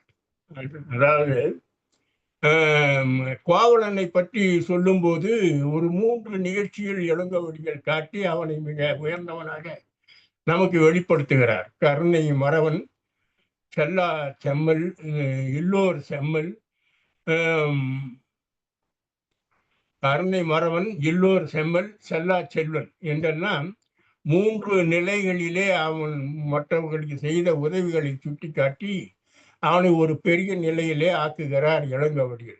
ஆனால் தமிழொலி என்ன செய்கிறார், அவனை ஒரு பொதுநல தொண்டன் போல நமக்கு காட்டுகிறார். அதாவது ஒரு நேரத்தில் முதல் இரவு நிகழ்ச்சி நடக்கிறது. அந்த முதல் இரவு நிகழ்ச்சியின் போதே நள்ளிரவிலே பெரிய ஒரு இடி மின்னலுடன் கூடிய மழை பொழிகிறது. பொழிந்து ஏராளமான மரங்கள் எல்லாம் முறிந்து விழுந்து விடுகின்றன. இந்த 2 பேரும் எழுந்து போகிறார்கள். எழுந்து போய் பார்த்தால் அங்கே ஏராளமான மரங்கள் முறிந்து விழுந்து கிடக்கின்றன. அந்த நேரத்திலே 2 மரங்களுக்கு இடையில ஒருவன் அகப்பட்டு கொண்டு தவித்து கொண்டிருந்தான். அவனை போய் கோவலன் காப்பாற்றுகிறான். முதுகிலே தாங்கி கொண்டு வலிமையெல்லாம் முதுகிலே தாங்கி கொண்டு அவனை காப்பாற்றுகிறான். அவனை எல்லாரும் பாராட்டுகிறான். இது இளங்கோவடிகள் சொன்ன அந்த கருணை மறவன் என்றெல்லாம் பாராட்டுக அதனுடைய தாக்கம்தான் இப்படி தமிழொலி அவர்கள் கோவலனை ஒரு பொதுநல தொண்டனாக நமக்கு அறிமுகப்படுத்துகிற ஒரு நிலைமையை பார்க்கிறோம். இப்படி கதையிலே பல மாற்றங்களை அவர் செய்திருக்கிறார். இறுதியிலே கூட அந்த ஏன் பௌத்த மதத்திலே போய் மாதவி சேர்ந்தாள் என்பதற்கு ஒரு காரணம் சொல்லுகிறார். ஏனென்றால் மற்ற சமயங்கள் எல்லாம் ஆனால் தான் பௌத்த மதத்திலே மாதவி போய் இணைந்தாள் என்று குறிப்பிடுகிறார். அதுக்கு தான் முக்கியத்துவம் கொடுத்து தமிழோடு அவரை முதலிலேயே அரவணடிகளை அங்கே வரவழைத்து விடுகிறார். வரவழைத்து விட்டு அந்த செய்திகளை சொல்லுகிறதை பார்க்கிறோம். அதே போல கனவு காட்டுவது என்பது இளங்கோவடியில், ஏதாவது கோவலன் கனவு காண்றான், கண்ணகி கனவு காணுகிறாள், அதே போல அங்கே கோப்பெருந்தேவி கனவு காணுகிறாள். இப்படி பல கனவுகளை இளங்கோவடிகள் காட்டுவது போல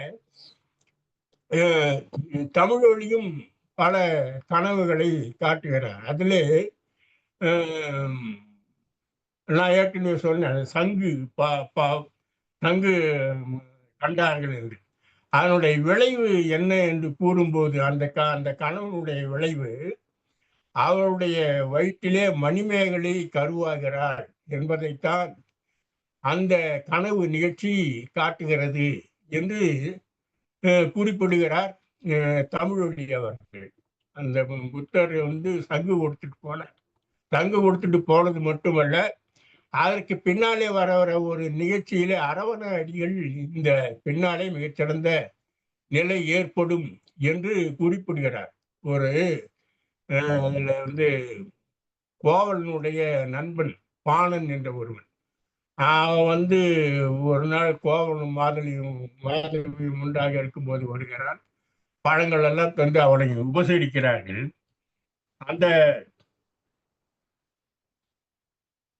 அந்த நேரத்தில் வாழைப்பழம் உண்டு அவனுக்கு கொடுக்கப்படும். அந்த வாழைப்பழத்தோலை அப்படியே வெளியிலே விசிறி அடிக்கிறான். வெளியில விசிறி அடித்த உடனே அந்த வாழைப்பழ தோலானது என்ன, அது அரவண அடிகள் ஏந்தி இருக்கிற அந்த கையிலே திருவோடு, இந்த திருவோட்டின் மேலே போய் அந்த வாழைப்பழத்தோல் விழுகிறது. அதை பார்த்து பதறி போகிறாள் வசந்தமாலை. அதே போல மாதவியும் பதறி போய் கூப்பிட்டு கொண்டு வருகிறார்கள். அரவண அடிகளை பற்றி இவங்க சொல்லி வச்சிருக்காங்க. அவர் முற்றும் உணர்ந்தவர், பிற்காலத்தில் வரப்போவதை முன்கூட்டியே சொல்லக்கூடியவரெல்லாம் சொல்லியிருக்கிறார்கள். அதை இந்த பாடல் கிண்டல் பண்றான். நீதான் முன்னே வரக்கூடியதை அறிந்து சொல்வார் என்று சொன்னாயே, இப்பொழுது வாழைப்பழத்தோலை வீசி எறிந்தேனே, நான் முன்னே வந்ததை ஏன் அவர் அறியவில்லை என்பது போல அவன் கேள்வி கேட்கிறான். கேள்வி கேட்டவுடன் இன்னும் கொஞ்ச நேரம் கழித்து என்ன ஆகிறது, அவன் வெளியே போகும்போது அந்த வாழைப்பழத்தோலை சரிக்கு அவனை விழுந்து விடுகிறான். இதை பார்த்து எல்லாரும் நகைக்கிறார்கள்.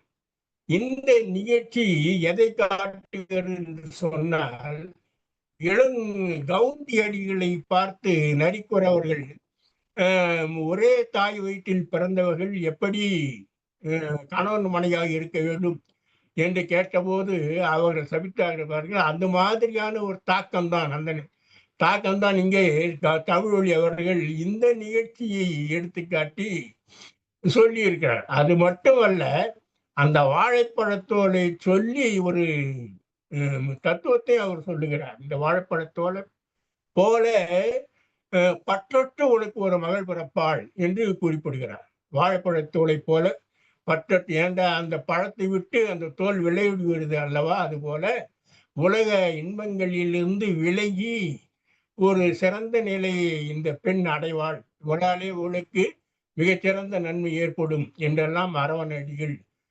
கூறுகிறார். அது மாதிரி இந்த கனவு என்பதையும் மிக முக்கியமாக வைத்து அவர் பல செய்திகளை இளங்கோவடிகளின் வழியிலேயே சொல்லுகின்ற நிலையெல்லாம் நாம் பார்க்கிறோம்.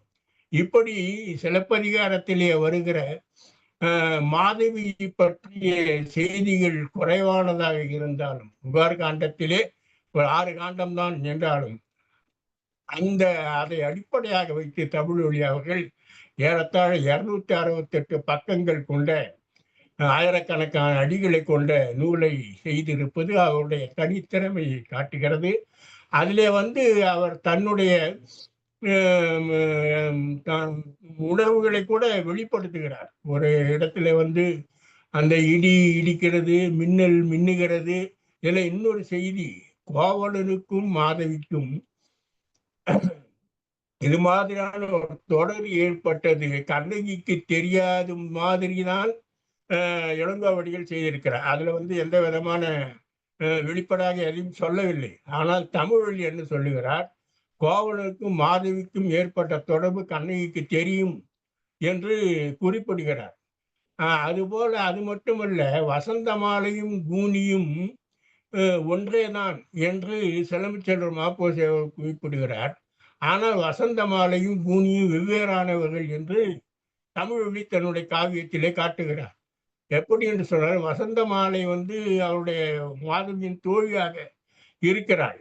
அதே நேரத்தில் கூனி கோவலனுக்கும் கண்ணகிக்கும் தொடர்புடையவளாக இருக்கிறார். அவங்க 2 பேர் செய்திகளை எடுத்து சொல்லுகிறவர்களுக்கு. அது மட்டுமல்ல, கோவலன் கண்ணகியிடம் பணம் பெற்று வரவும் கூனி பயன்படுகிறாள்.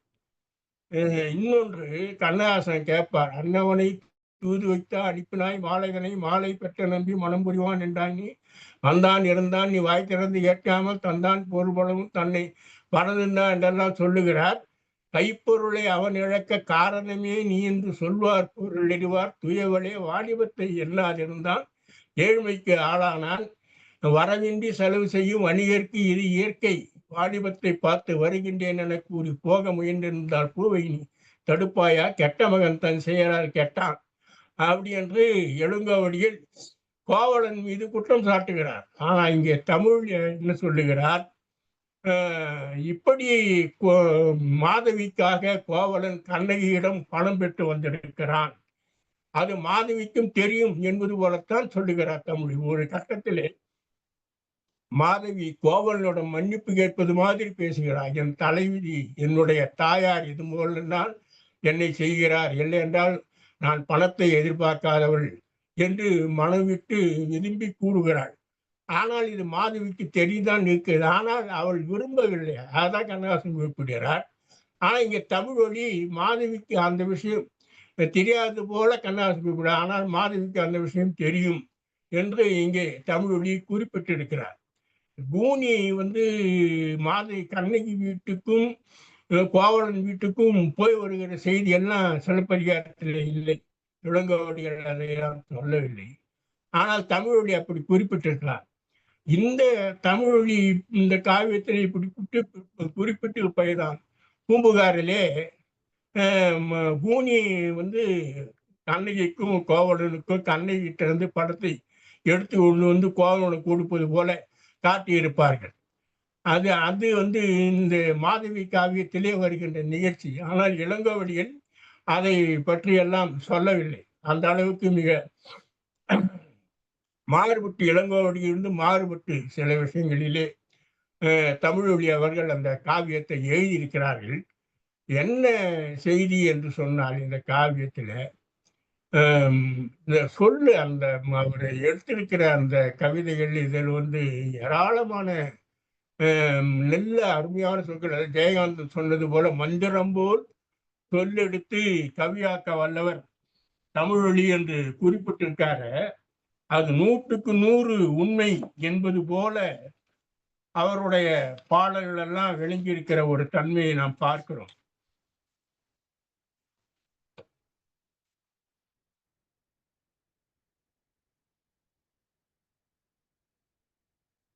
முதல்ல இளங்கோவடிகளுக்கு வாழ்த்து போடுறார். எப்படி சொல்றார் பாருங்க, உளங்கோயில் என்றிருக்க ஒரு கடவுள் வாழ்கின்றார், உளங்கோயில் என்றிருக்க ஒரு கடவுள் வாழ்கின்றார், இளங்கோ அவர் புகழை இன்று நாம் பாடுதுமே, இளங்கோ அவர் புகழை இன்று நாம் பாடுதுமே என்று இளங்கோவடிகளுக்கு முதலே வாழ்த்து போடுகிறார். அதற்கு பின்னாலே மாதவி நடன பயிற்சி மேற்கொள்கிறார். அவர்களுடைய நடனம், அவருடைய நடை, அவருடைய அசைவுகள் இவை எல்லாமே அனைவரையும் கவர்கின்ற ஒரு தன்மையாக இருக்கிறது என்பதனை சுட்டி காட்டுகின்ற வகையில ஒரு இடத்துல குறிப்பிடுறார். ஆடும் மகிழ் அவளின் அசைவால் மதிமயங்கி காலூன்றும் போது கருத்தூண்டி பார்த்திருக்கும். மயில் வந்து, அதாவது நடனம் ஆடுபவர்களை பார்க்கும்போது அவருடைய காலை கவனிக்கணும்னு சொல்லுவாங்க. கூட நடனம் ஆடுவர்களுக்கு அந்த இந்த அடி பாதங்களை எடுத்து அந்த பதங்களை எடுத்து வைக்கும்போது அந்த கால்கள தான் அந்த இது இருக்கும். அதை நன்றாக ஊண்டி கவனித்து தமிழில் குறிப்பிடுகிறார். மயில் கூட மாதவியோட கால்களை பார்த்து எப்படி எப்படி ஸ்டெப் வைக்கணும்னு கத்துக்கிச்சான் மயில் கூட. அதான் பின்னால நம்ம மருதாசி அன்னங்கூட அவளிடத்தில் வந்து நடை பயிலும் ஆடற்கலை இலக்கணத்தை அறிய வரும் மயிலும் எழுதின. இந்த மாதிரி மயில் கூட மாதவி கிட்டத்தை நடனம் எப்படி ஆடுவது என்று கற்றுக்கொண்டதாம். அவளுடைய பிறப்பு பற்றி கூறும்போது தமிழில் கூறுகிறார். ஆழ்ந்த குலம், உயர்ந்த புகழ், அவள நகை, பவள இதழ், வீழ்ந்த இழை, எடுத்த நடை, விரிந்த விழி, பரிந்த குழல் என்று மாதவியை வர்ணிக்கிறார் தமிழொலி அவர்கள். ஒரு கட்டத்துல மழை புனல் ஒழுகாற்றால் மலையும் கீரல் உண்டு, விளைவோடு கல்வி கற்றால் விரைந்துளம் பற்றல் உண்டு. கோவலன் அந்த கல்வி கற்பதிலே மிக முனைப்போடு இருந்து கொண்டு எல்லா நூல்களையும் படித்த அந்த செய்தியை சொல்லும் போது இதை சொல்றாரு. மழை புனல் வீழ்ந்து வீழ்ந்து அந்த மலைகள்ல பள்ளங்கள்லாம் கூட மழை அசைக்க முடியாத மலை, மழை தண்ணி, ஆனா அந்த தண்ணி கூட தொடர்ந்து விழுந்து கொண்டே இருந்தால் அந்த மலையை கூட அது கொஞ்சம் அசைத்து விடும், பள்ளமாக ஆக்கி விடும். அதனால முயற்சி இருந்தால் எந்த காரியத்திலும் வெற்றி பெறலாம் என்பதை சொல்வது போல கோவலன் கல்வி கற்று அதில் வெற்றி பெற்றதை இப்படி கூறப்படுகிறார். அந்த கோவலன் கல்வி கற்று வெற்றி பெற்றான் என்பதை கூட இளங்கோவடிகளின் அந்த ஒரு நிகழ்ச்சியிலிருந்துதான் தமிழ் எடுத்து விரிவுபடுத்தியிருக்கார். அதாவது அந்த வடமொழி வாசகத்தை எழுதி அந்த பெரியவன் கொடுத்து விட்டு போக, நீ யார் இடத்தில் இதை கொடுத்து அவர்கள் இதை புரிந்து கொண்டு உனக்கு உதவி செய்யார்களோ அப்பொழுது நான் வருவேன் என்று சொல்லிவிட்டு போகிறான் அல்லவா. அந்த வடமொழி வாசகம் கோவலன் படித்து எடுக்கிறான், தெரிஞ்சிருக்கிறது. ஆகவே வடமொழியை கற்றவன் தென்மொழியை தெரிந்திருக்காமலா இருப்பான் என்ற நிலையிலே தான் அவன் கல்வியிலே இருமொழியிலே பெரும்புலவனாக திகழ்ந்திருக்கிறான் என்பதை தமிழொலி மிக விரிவாக எடுத்துக்கொண்டு போகிறார். எந்த வழியிலெல்லாம் தண்ணி ஆறு காவிரி ஆறு போக வேண்டும் நினைக்கிறதோ அதிலெல்லாம் எப்படியெல்லாம் வழி இருக்குதோ அதிலெல்லாம் அந்த காவிரி ஆற்றினுடைய தண்ணீர் புகுமா. அதுபோல கோவலனும் எங்கெங்கே நல்ல நல்ல கருத்துக்கள் இருக்கின்றன ஆராய்ந்து ஆராய்ந்து அந்த நூல்களை எல்லாம் தேடி தேடி படித்து புலவனானா என்று குறிப்பிடுகிறார். அது குறிப்பிட சொல்றாரு. மலர்களில் சென்று சென்று மாந்திடும் வண்டு போல இளதாகிய நூல்கள் தோறும் இவன் புகுந்து ஈட்டுகின்றான். அந்த அறிவை இவன் பெற்றுக் கொண்டிருக்கிறான். கண்டிடு நூல்கள் தோறும் கண்டிடு கால்கள் தோறும் காவிரி புகுதல் போல மண்டிடு நூல்கள் தோறும் மழை மனம் செல்ல மாட்டுகின்றான். அந்த பள்ளத்தில் நோக்கி காவிரி சின்ன சின்ன இடங்கள்லாம் கூட இருந்தா அங்க கூட எப்படி புகுந்து கொள்ளுமோ அந்த மாதிரி எங்கெங்க கற்பதற்கான சூழ்நிலை இருக்கிறதோ அங்கெல்லாம் சென்று கற்றுக்கொண்டிருக்கிறான் என்று சொல்றாள்.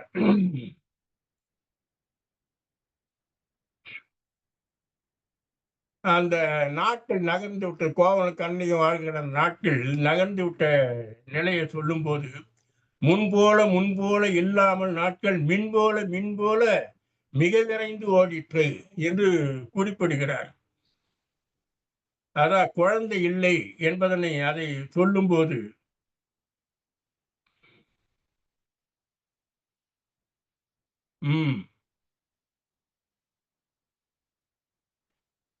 இல்லில் விளக்கெனவே சுடர் ஏற்றும் மகவை ஒரு புல்லும் விரும்புமெனில் அதன் பொருளை உணர்கிறீரோ என்று கூறுவார்.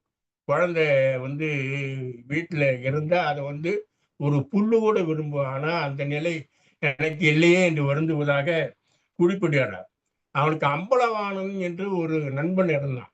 இதுல நமக்கு ஒரு சந்தேகம் வர, இவ்வளவு பெரிய கல்வியாளனாக இவ்வளவு பெரிய படிப்பாளியாக இருக்கிற கோவலன் எப்படி அந்த நிலையிலே போய் மாதவியிடம் மனம் தாழ்ந்து வீழ்ந்தான் என்கிற கேள்வி. அவளை இடிப்பாறை இல்லாத ஏமரா மன்னனாகவா அவன் இருந்தான் இடித்து கூற யாருமே இல்லையா என்ற கேள்வியெல்லாம் எழும். அதற்கு தமிழொலி பதில் சொல்லுகிறார். இடித்துரைக்க 2 புலவர்களை அவர் படைக்கிறார். இந்த 2 புலவர்களும் மாதவி வீட்டுக்கு செல்லும் முன்னே அங்கே கோவலனோடு சென்றவர்கள். அவர்களை 2 பேரையும் விட்டு விட்டுத்தான் கோவலன் தனியாக செல்கிறான்.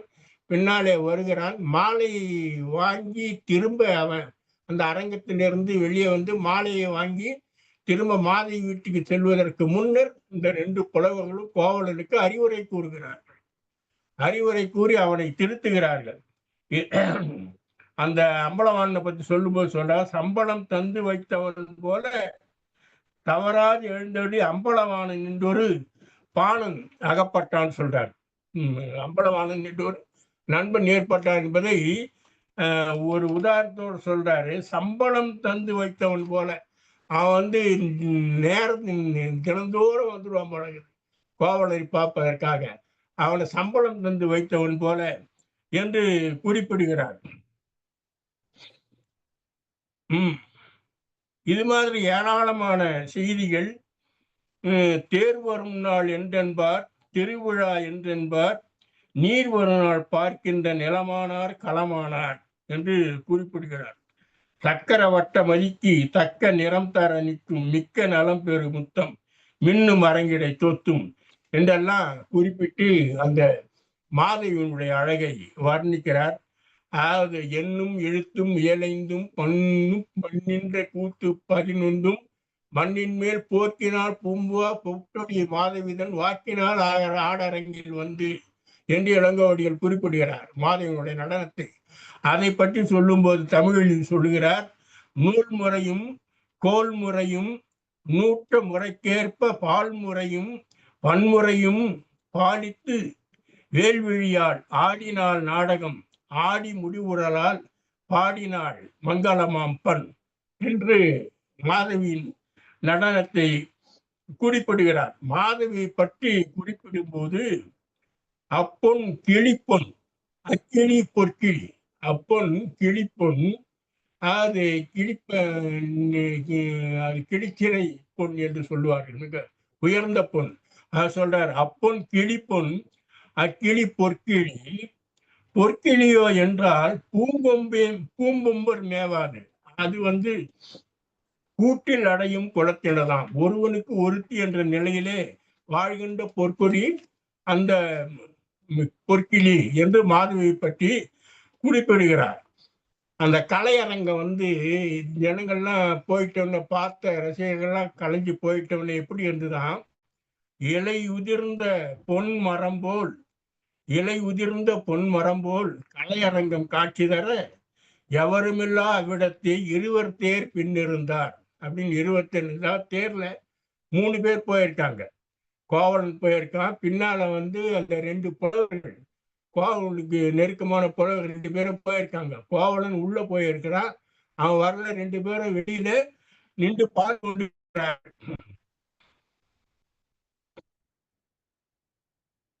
அதான் சொல்றார், நாள் விட்ட பூ போல, நார் விட்ட பூ போல நழுவி உளம் வழுவி தேர் விட்டு சென்ற திருமைந்தன் நிலை உணர்ந்து கத்திரி போல் 2 பிரிவாய் கைவரிசை காட்டுவார் முன் அப்படின்னு சொல்றார். இங்க வந்து அவன் வந்து கோவலன் வந்து அந்த தேரை விட்டு போயிட்டான். தேரை விட்டு போனது எப்படி இருந்ததுன்னா, நாரை விட்டு பூ விழுந்து விட்டது போல இருந்ததுதான். போய்விட்டு அதுக்கு பின்னால் 2 பேர் இருக்காங்க. இந்த 2 பேரும் ஒருத்தர் விவாதம் புரிவதற்காக முற்படுகிறார். ஏன்னா வர்றதுக்கு நேரம் ஆகுன்றதுக்காக விவாதம் புரிவதற்காக முற்படுகிறார்களாம். அதை எப்படி குறிப்பிடுகிறார்? கத்திரிக்கோளுக்கு பாங்க 2 பிரிவு இருக்கு, 2 கத்தி இருக்கும். அந்த 2 கத்தி மாதிரி பிரிஞ்சு ஒருத்தர் எதிர்வாதம் புரிகிறார்கள் என்று ஒரு நல்ல ஓமையோடு அந்த கத்திரி போல 2 பிரிவாய் கைவரிசை காட்டுவார்கள். கத்திரி எப்படி 2ஆ பிரிஞ்ச அப்படி அந்த மாதிரி அவர்கள் விவாதம் புரிந்து கொண்டிருக்கிறார்கள் என்று சொல்லுகிறார். இந்த 2-3 முறை இந்த விவாத நிகழ்ச்சிகளை குறிப்பிட்டார் தமிழொலி அவர்கள்.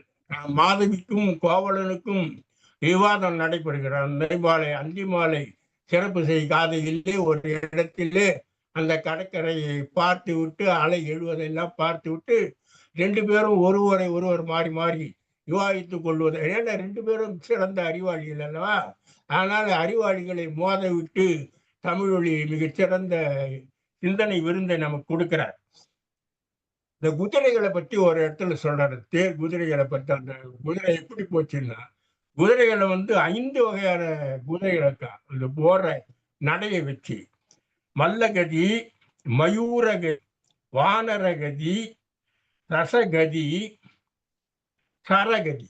சரகதி அதாவது மல்லகதின்னா ரொம்ப வேகமாக ஓடக்கூடியது. மாமயில்கள் மயூரம் மயிலை போல தாவி தாவி போகக்கூடியது. வானரகதினா குரங்கு போல தாவறது. முயலின் சசகதின்னா முயலை போல ஓடுறது. அம்பை போல வர சரகதி. இந்த 5 தன்மைகளையும் கொண்ட குதிரையாக அது இருந்தது என்று குறிப்பிடும் போது அவர் என்ன சொல்றாரு?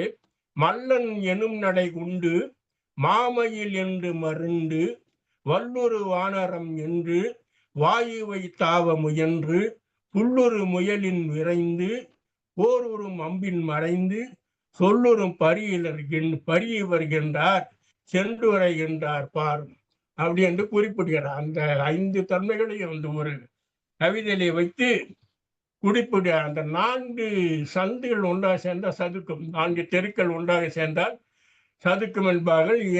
3 தெருக்கள் ஒன்றாக சேர்வதை சந்தி என்பார்கள். 4 தெருக்களும் ஒன்றாக சேர்றது எப்படி இருக்குதா சதுக்கம்?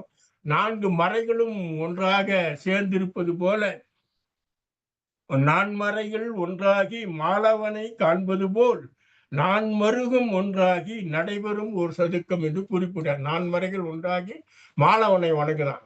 அது மாதிரி அந்த சதுக்கம் அமைந்திருக்கிறது என்று குறிப்பிட்டார். அந்த பூனி வைத்திருக்கிற அந்த மாலை, பச்சை மாலை 1008 பொன் கழஞ்சி பெறுகிற அந்த மாலை, அந்த மாலையை பற்றி சொல்லும்போது சொல்றாரு, மாலை மாலை மாலை மகரந்தம் தரும் மாலை, மலர்க்கு அந்தம் தரும் மாலை. மகரந்தம் தரும் மாலை, மலர்க்கு அந்தம் தரும் மாலை என்று அந்த மாலையை குறிப்பிடுகிறார். இப்படியெல்லாம் பார்த்து வீட்டையே மறந்துட்டான் கோவலன். எதையெல்லாம் மறந்தான் என்பதை குறிப்பிடுகிறார் தமிழொலி. தேர் மறந்தான், ஊர் மறந்தான், தெய்வ மனை மறந்தான், நீர் மறந்த கெண்டை நிலையுற்றான். தேர் மறந்தான், ஊர் மறந்தான், தெய்வ மறை மறந்தான், நீர் மறந்த கெண்டை நிலையுற்றான், ஏர் புனைந்த காலையில் செல்லும் கலப்பை போன்றான். காலை பின் செல்லும் கலப்பையே போன்றான் கான். வேலையை எவன் வென்றவன்? வேள் என்று அவங்க குறிப்பிடுகிறது மரண வேள். காமனை எவன் வென்றவன்? காமன் தான் வெல்லுவான். அதனாலே கோவலன் மதிமயங்கி தேரை மறந்து விட்டான், ஊரை மறந்து விட்டான். வடி நீங்கு சிறப்பின் மனை என்று இளங்கோவடியில் கண்ணகியினுடைய வீட்டை குறிப்பிடுகிறார். அதை குறிப்பிடுறாரு தமிழொலி.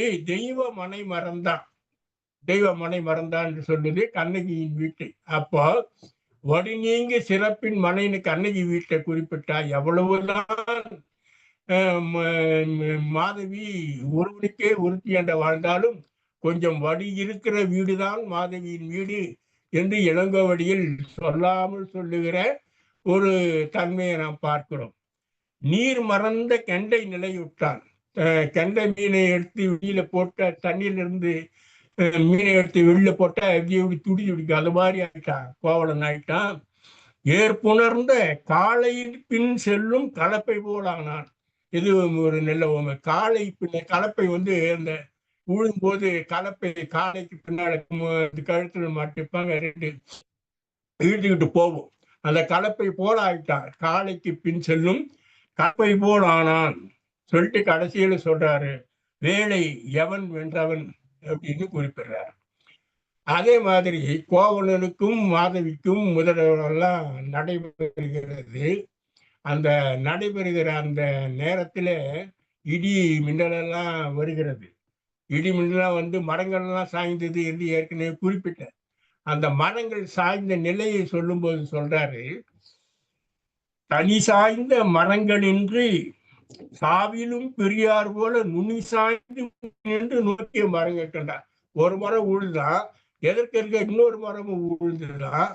ரெண்டும் ஒண்ணு அப்படியே நுனி சேர்ந்து சாவிலும் ஒன்றாக இருப்பது போல இருந்தன என்று ரொம்ப அழகாக குறிப்பிடுகிற ஒரு தன்மையை பார்க்கிறோம். பூனியை பற்றி வர்ணிக்கும் போது சொல்றாரு, வானமும் தானுமாக வளர்ந்தவன் நிற்க அங்கே ஊனமும் தானுமாக உலகிருந்த பூனி வந்தாள். ஊனம் பூனி இருக்கிறா இல்லையா, அதனால ஊனமும் தானுமாக பூனி வந்தாள் என்று சொல்லுகிறார். அதான் அப்பதான் மாதவி சொல்றா, முன்னுரை தெய்வமாகி இருக்கின்ற கண்ணகிக்கு நல்லுரை கூறலாக நாயினேன் பொன்னை வைத்தேன் அப்படின்னு குறிப்பிடுறா மாதவி. முன்னுரை தெய்வமாகி இருக்கின்ற கண்ணகிக்கு நல்லுரை கூறலாக நாயினேன் பொன்னை வைத்தேன் பெண்டிற்கு சிறந்ததொன்றோ ஏதையேன் பிழை செய்தேன். இங்க என்ன சொல்றாரு தமிழொலி, இளங்கோவடிகள் மாதவிக்கு தெரிஞ்சுதான் இந்த கண்ணகிட்ட இருந்து கோவலன் பொருள் எடுத்துக்கொண்டு வருகிறான் என்பது போல சொல்லவில்லை. ஆனால் இங்கே தமிழொலி என்ன சொல்லுகிறாள், அதற்கு உடந்தையாக நானும் ஆகிவிட்டேன், நானும் பொன்னை வேட்டவளாக ஆகிவிட்டேன், இந்த இக்கட்டான நிலைக்கு நான் தள்ளப்பட்டு விட்டேன் என்று வருந்தி கூறுகிறார். அதனால தமிழொலி என்ன சொல்றாரு, இளங்கோவடிகளிலிருந்து மாறுபட்டு மாதவிக்கு தெரிஞ்சுதான் கோவலன் இவ்வளவு பணத்தையும் கொண்டு வந்து கொடுத்திருக்கிறார், அது மட்டுமல்ல மாதவிக்கும் அதிலே பங்குண்டு என்று குறிப்பிடுகிறார். கோவலன் ஒரு இடத்துல குறிப்பிடுறான், தமிழ்நாடை பற்றி குறிப்பிடும் போது சமய பொறை மிகுந்த நாடு என்று நாம் இப்பொழுதும் தமிழகத்தை பற்றி சொல்லி கொண்டிருக்கிறோம். அந்த காலத்திலும் அப்படித்தான் இருக்கிறது என்பதை முத்திரை குத்துகின்ற வகையிலே, அங்கீகரிக்கின்ற வகையிலே தமிழொலி அவர்கள் ஒரு இடத்திலே சொல்லுகிறார் கோவலன் வாயிலாக, சமணர் சைவர் புத்தர் எல்லாமும் சந்திக்கின்ற இடம் அமைதி நிரம்பும் தமிழ்நாடுதான் அன்பன் கோவலனே. தமிழ்நாடு எப்படிப்பட்ட நிலமா, சமணர் சைவர் புத்தர் எல்லாரும் சந்திக்கின்ற இடம். இது அந்த காலத்துல அப்படிதான் இருந்தது. சமணர்களாகட்டும் புத்தர்களாகட்டும் சைவர்கள் வைதிகர்கள் இவர்கள் எல்லாம் சேர்ந்து படையெடுத்து தான் அங்கே அந்த நிலையை மாற்ற அவர்கள் பக்கம் ஆட்களை இழுக்க முயன்றார்கள் என்பதனை நாம் அறிகிறோம். அந்த நிலையத்தான் சொல்றாரு கோவலன் சொல்றாரு, சைவர் புத்தர் எல்லாரும் சந்திக்கின்ற இடம் அமைதி நிரம்பும் தமிழ்நாடு என்றான் அன்பன் கோவலனே அப்படின்னு. அதுக்கப்புறம் அந்த ரெண்டு புலவர் அறிவுரை சொல்றாங்க. அந்த அறிவுரை எப்படி சொல்றாங்கன்னா, இளமையை யாக்கையை நிலையனல் வேண்டா, இலை மழை நீர் தங்கும் குளமென முற்றிடும் வெயில் வர வட்டிடும் கொள்கையின்றி வேறில்லை என்று அந்த அறிவுரை சொல்லுகிறார். அறிவுரை சொல்லும் போது இது மாதிரி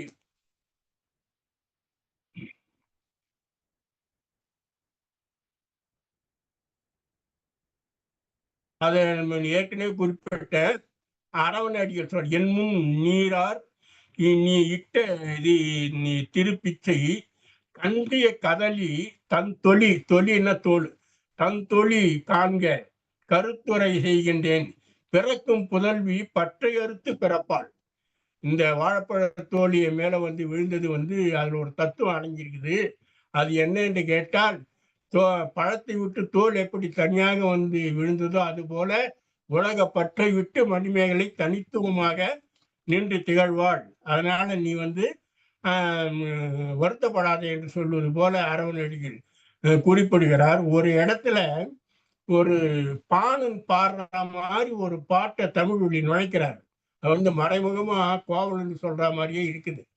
அந்த பாட்டு வசந்த மாலைக்கும் அந்த பாணனுக்கும் ஏற்படுற வாக்குவாதத்தின் மேல, ஏன்னா இந்த இவன் சைவ மதத்தை சார்ந்தவன் அந்த பாணன், அவனை இவங்கெல்லாம் கிண்டல் பண்ணுவாங்க, அவனும் அவங்களை கிண்டல் செய்வான். அதான் முதல்ல சொன்னது மாதிரி சமண அந்த வாழைப்பழத்தோட முன்னே உணர்றவன் தான் ஏன் தெரிஞ்சுக்கல அப்படின்னு கேட்டானே, அந்த மாதிரி அவர்கள் ஒருவரை ஒரு வாதம் புரிந்து கொள்வார்கள். அப்பெல்லாம் வாதம் புரிகிறது வழக்கமான வீடுகள் தோறும் வாதம் நடக்கும் போல இருக்கிறது. அதான் இங்கேயும் சொல்றாரு.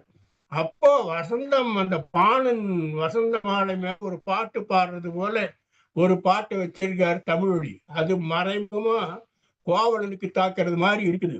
கோமள பெண்ணே தாமரை வள்ளி குளத்தில் நிற்காதே, கோமள பெண்ணே தாமரை வள்ளி குளத்தில் நிற்காதே, மாமன் அழைத்தான் வீட்டுக்கு வாடி மயங்கி நிற்காதே, வாச குரத்தி மேனி மினுக்கி வண்டுடன் சேராதே, ஆசை குறவன் ஈசன் அழைத்தான் வந்து அவரோடு சொந்தம் பாராட்டி வண்ணம் கொலையாதே, வந்தவரோடு சொந்தம் பாராட்டி வண்ணம் கொலையாதே, செந்தமிழ் பாடி சேவிக்க வாடி சிவன் திருக்கோயிலுக்கு வா அப்படின்னு சொல்வது மாதிரி அது பாடி இருந்தாலும் கூட அந்த காட்சி நமக்கு எப்படி தெரியுதுன்னா, வந்தவளோடு சேர்ந்து எல்லாமே கொண்டவளோடு நீ வந்து சேர் என்று மறைமுகமாக அந்த பாடல் கோவலனுக்கு சொல்வது மாதிரி நமக்கு தோன்றுகிறது. அது இன்னொரு மட்டுமல்ல, 5 நிமிடங்கள். சரி. இன்னொரு 5 நிமிடங்கள். இன்னொரு இடம் அந்த அந்த இது அந்திமாலை சிறப்பு காவிரி நதியை பற்றி பாடுறாரு. காவிரி நதியை பற்றி காவிரி மங்கை நடந்து கடற்கரை கண்டு கழிக்கும் இடம் பூம்புகார். காவிரி மங்கை நடந்து கடற்கரை கண்டு கழிக்கும் இடம்.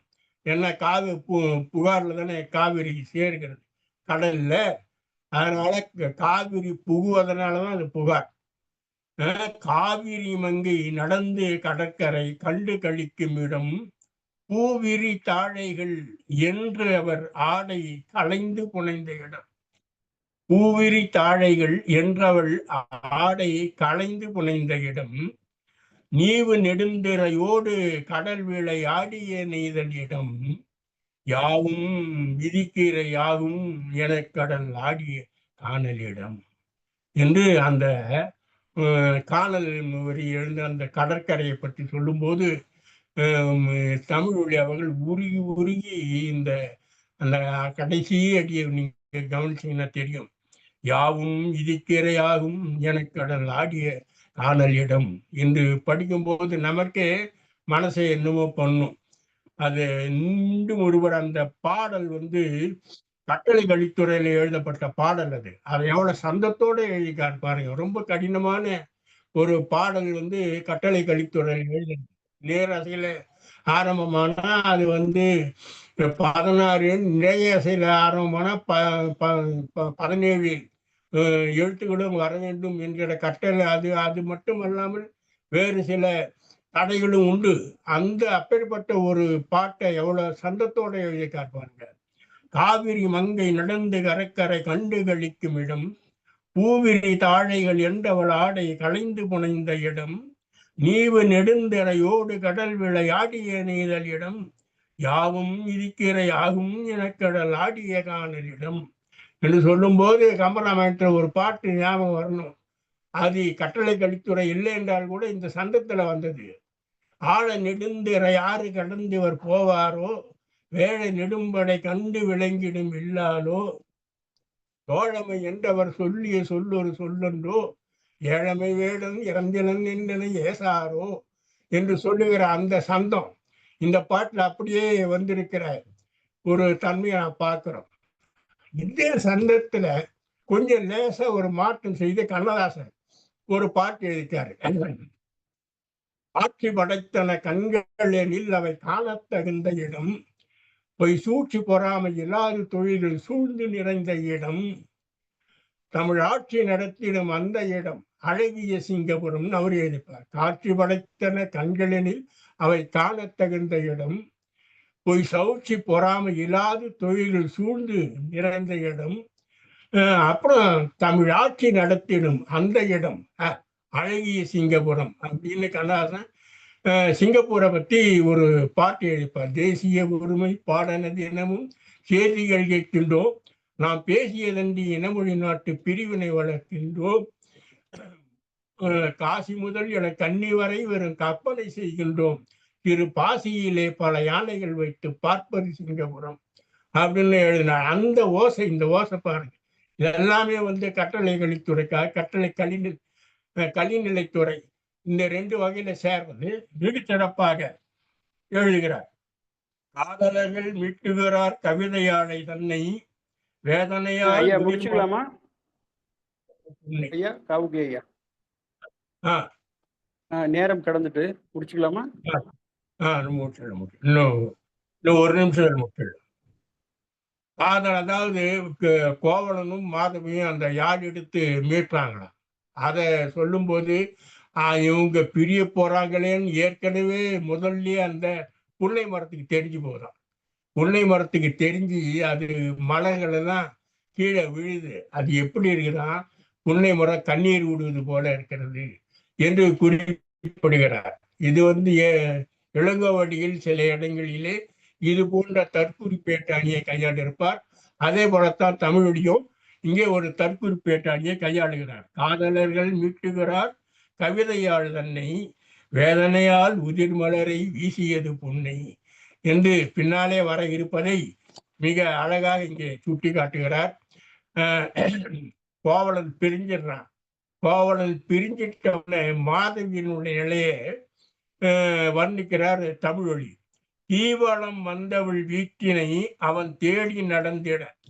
தீவளம் வந்தவள் யார்? கண்ணகி. கண்ணகி கோவலை கைப்பற்றி தீவளம் வருகிறார் அப்படின்னு இளங்கோவடிகள் மாமுது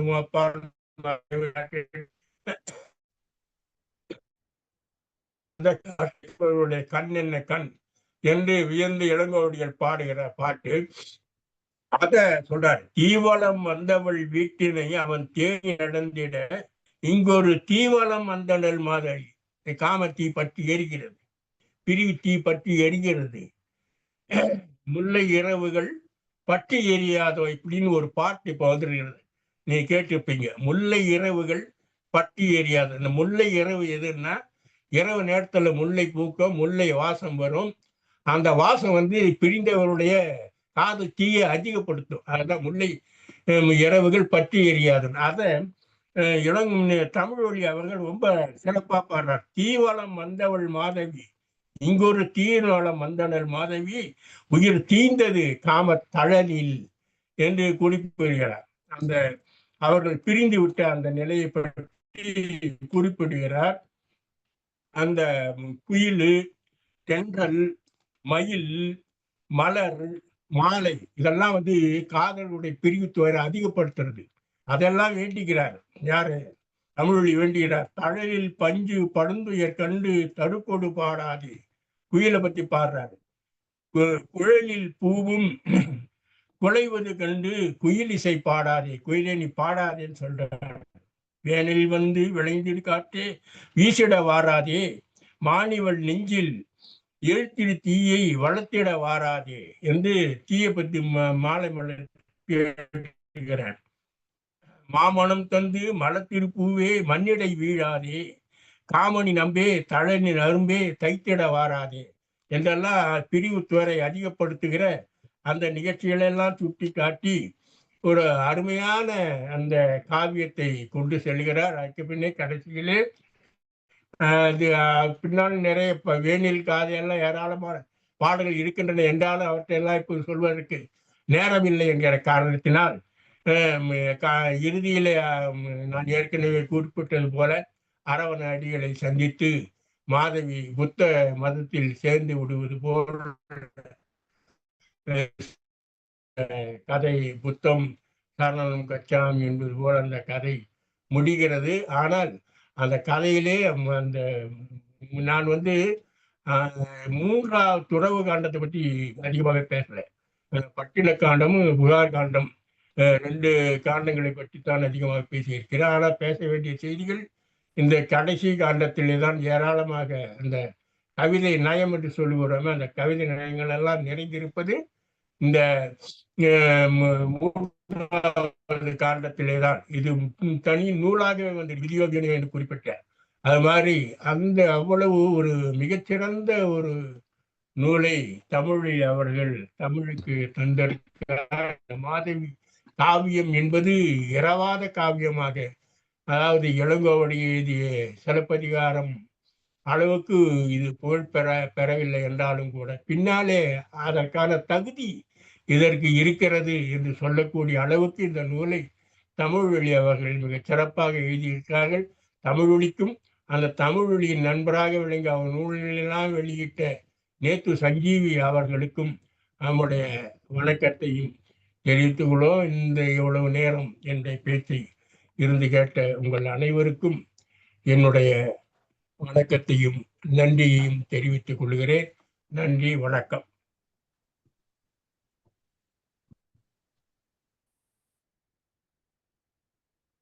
ஐயா நன்றி. மிக அருமையான ஒரு உரை.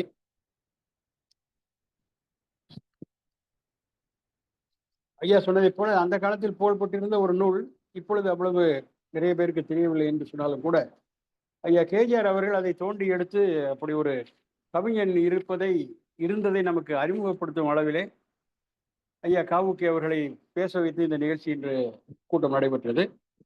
இப்பொழுது நம்மோடு இணைந்திருக்கிற ஐயா கேஜிஆர் அவர்கள், ஐயா பால்பாண்டி அவர்கள், நாகூர் மொய்தீன் அவர்கள், மணிமேகலை கந்தசாமி அம்மா அவர்கள், பாவரசு முகவை திருநாதன் ஐயா அவர்கள், தமிழ் மகள் வாசுகி அவர்கள், கவிநிலவிர தேன்மொழி அம்மா அவர்கள், பன்முக கவிஞர் சாமி மல்லிகா அவர்கள், கவிஞர் பானுமதி கிருஷ்ணகுமார் அவர்கள், ஏவிஎம் அவர்கள், கவிஞர் சமுக்கி அவர்கள், அந்தமான் ஐயா ராஜு அவர்கள், அத்தனை பேரையும் வெள்ளி இலக்கிய மேடை வருக வருக என்று வரவேற்கிறது.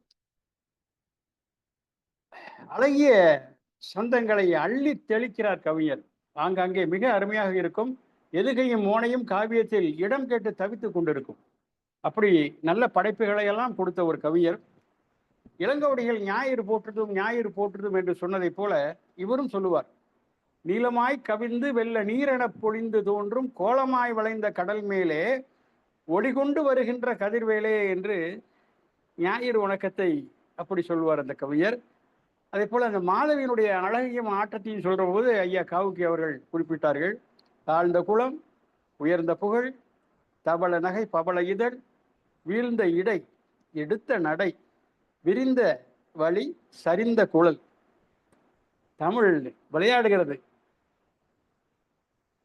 ஆடல் கலையையும் பாடல் கலையையும் பிரிக்க முடியுமா என்று கேட்டால் அவர் கவிதையிலேயே சொல்லுகிறார் கவிஞர். மயில் என புள்ளி புள்ளி, மான் என துள்ளி துள்ளி, குயில் என கள்ளி கள்ளி குரல் இசைத்தால், ஒரு குழல் இசைத்தால், தமிழ் பதம் பிடித்தால், அபிநயம் பிடித்தால் என்று அருமையான ஒரு கவிதையை அங்கே படைக்கிறார். சமுதாயத்தின் மேலே அக்கறை இல்லாத எந்த கவிஞனுடைய புகழும் இங்கே நிலை பெற்று இருக்காது என்பதை போல சமுதாய நிலையை பற்றியும் கவிஞர் மிக அருமையாக ஒரு கவிதை எழுதுகிறார். ஓரினத்து மக்களுளே பிரிவும் சாதி உண்டாக்கி திண்டாடும் நிலையும், மக்கள் பேரியலை மறந்து பொருள் ஏற்றத்தாழ்வால் பெருங்கேடு விளைவிப்பதும், விதியை கூறி பாரியலில் செந்தமிழர் ஏற்றம் கொள்ளும் பாதையினை அடைப்பதும் என்று இந்த சமுதாயத்தை ஒரு ஏற்றத்தாழ்வுகளை எல்லாம் சுட்டிக்காட்டி நமக்கு ஒரு கவிதையை படைச்சிருக்கிறார் அவர்கள். ஐயா காவுக்கி அவர்கள் சொன்னதை போல நல்ல கண்ணா அவர்கள் இந்த கவிஞர் தமிழ் ஒளியை பற்றி ஒரு புத்தகம் எழுதி வெளியிட்டிருக்கிறார் என்று சொல்வது ஒரு சிறப்பான தகவல்.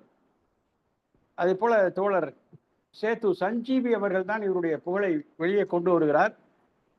அவருடைய மறைவுக்கு பிறகு அவருடைய படைப்புகள் எல்லாத்தையும் திரட்டி இவர் ஒரு நூலை வெளியிடுகிறார் சஞ்சீவி அவர்கள். அப்பொழுது மறைந்து போன கவிஞர் தமிழொடியினுடைய நண்பர் ஒருவர் கூறுகிறார், கவிஞர் இறந்து விட்டார் என்று சொன்னீர்களே, இறக்கவில்லை, சஞ்சீவி அவர்களுக்கு அந்த கவிஞனுக்கு உயிர் கொடுத்து விட்டார் என்று அந்த நூலை பதிப்பித்ததற்காக அவரை பாராட்டுகிறார்கள்.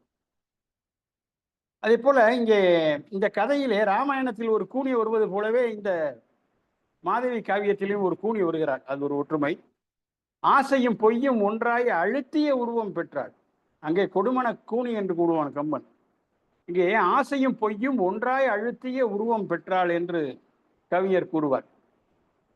அதே போல ஐயா காவுக்கி சொன்னதை போல சமய நல்லிணக்கத்தை பற்றியும் இந்த கவிஞர் பேசுகிறார். சமணவர், சைவர், புத்தர் எல்லாம் சந்திக்கின்ற இடம் அமைதி நிரம்பும் தமிழ்நாடு.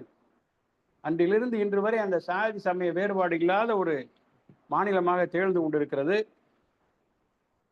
மாதவியும் மணிமேகலையும் புத்த மதத்தை தழுவப் போகிறார்கள். அப்பொழுது முன்னாடியே நமக்கு கவிஞர் அரவணாடிகளை அறிமுகம் செய்கிறார்.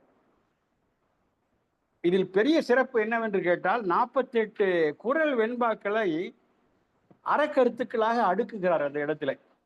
உங்களுக்கு நினைவிருக்கும், கம்பராமாயணத்திலே ராமனுக்கு முடிசூட்ட வேண்டும் என்று முடிவு செய்த பிறகு தயரதன் வசிஷ்டனை அழைத்து நீ ராமனுக்கு அறிவுரை சொல்லு என்று சொல்லுறான். அங்கே வசிஷ்டர் அறிவுரை சொல்லுவார், ஒரு அரசனாக எப்படி நடந்து கொள்ள வேண்டும், அதில் தான் போர் ஒடுங்கும் புகழ் ஒடுங்காது என்ற மிக அருமையான வாக்கியங்கள் எல்லாம் இடம்பெற்ற கவிதைகள் எல்லாம் கம்பன் காப்பியத்திலே நாம் காணலாம். அதே போலவே இங்கே அரவண அடிகளை வைத்து இங்கே அறிவுரையெல்லாம் சொல்ல செய்கிறார் கவிஞர். அதிலே திருக்குறளை கடந்து யாரும் போக முடியாது என்பதற்கு உதாரணமாக 48 குறள் வெண்பாக்களை அறக்கருத்துக்களாக அடுக்குகிறார் அந்த அரவண அடிகள். அதிலே ஒரே ஒரு உதாரணத்துக்காக ஒன்று மானம் காத்து கொள்வோன் மனிதன் அவனே சினங்காத்தல் செய்யும் திரு என்பதை போல 48 குறள்கள். மிகப்பெரிய கவிஞன். என் காலத்தில் என் அருகே வாழ்ந்த போதும் அவனுடைய பெருமையை அறிந்து கொள்ளாமல் நாம் எல்லாம் இருந்து விட்டோம். அவர் வாழ்க்கை ஒரு சோக நாடகம் என்று கூறுகிறார்கள். ஆனால் அவருடைய கவிதைகள் சோக நாடகம் அல்ல. தொழிலாளர் உலகத்துக்கும் இந்த இலக்கிய உலகத்துக்கும் அது பெரிய நம்பிக்கை நட்சத்திரமாகும் என்று சொல்லி ஐயா கேஜிஆர் அவர்களை கருத்துரை கூறுமாறு அன்போடு அழைக்கிறேன்.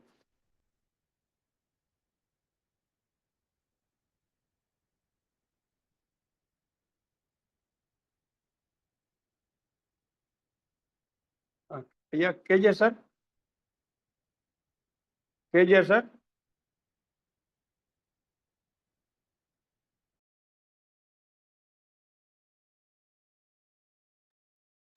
அவர் இல்லைன்னு நினைக்கிறேன். இருக்காரு. கேக்குதா? கேக்குது சார், கேக்குது.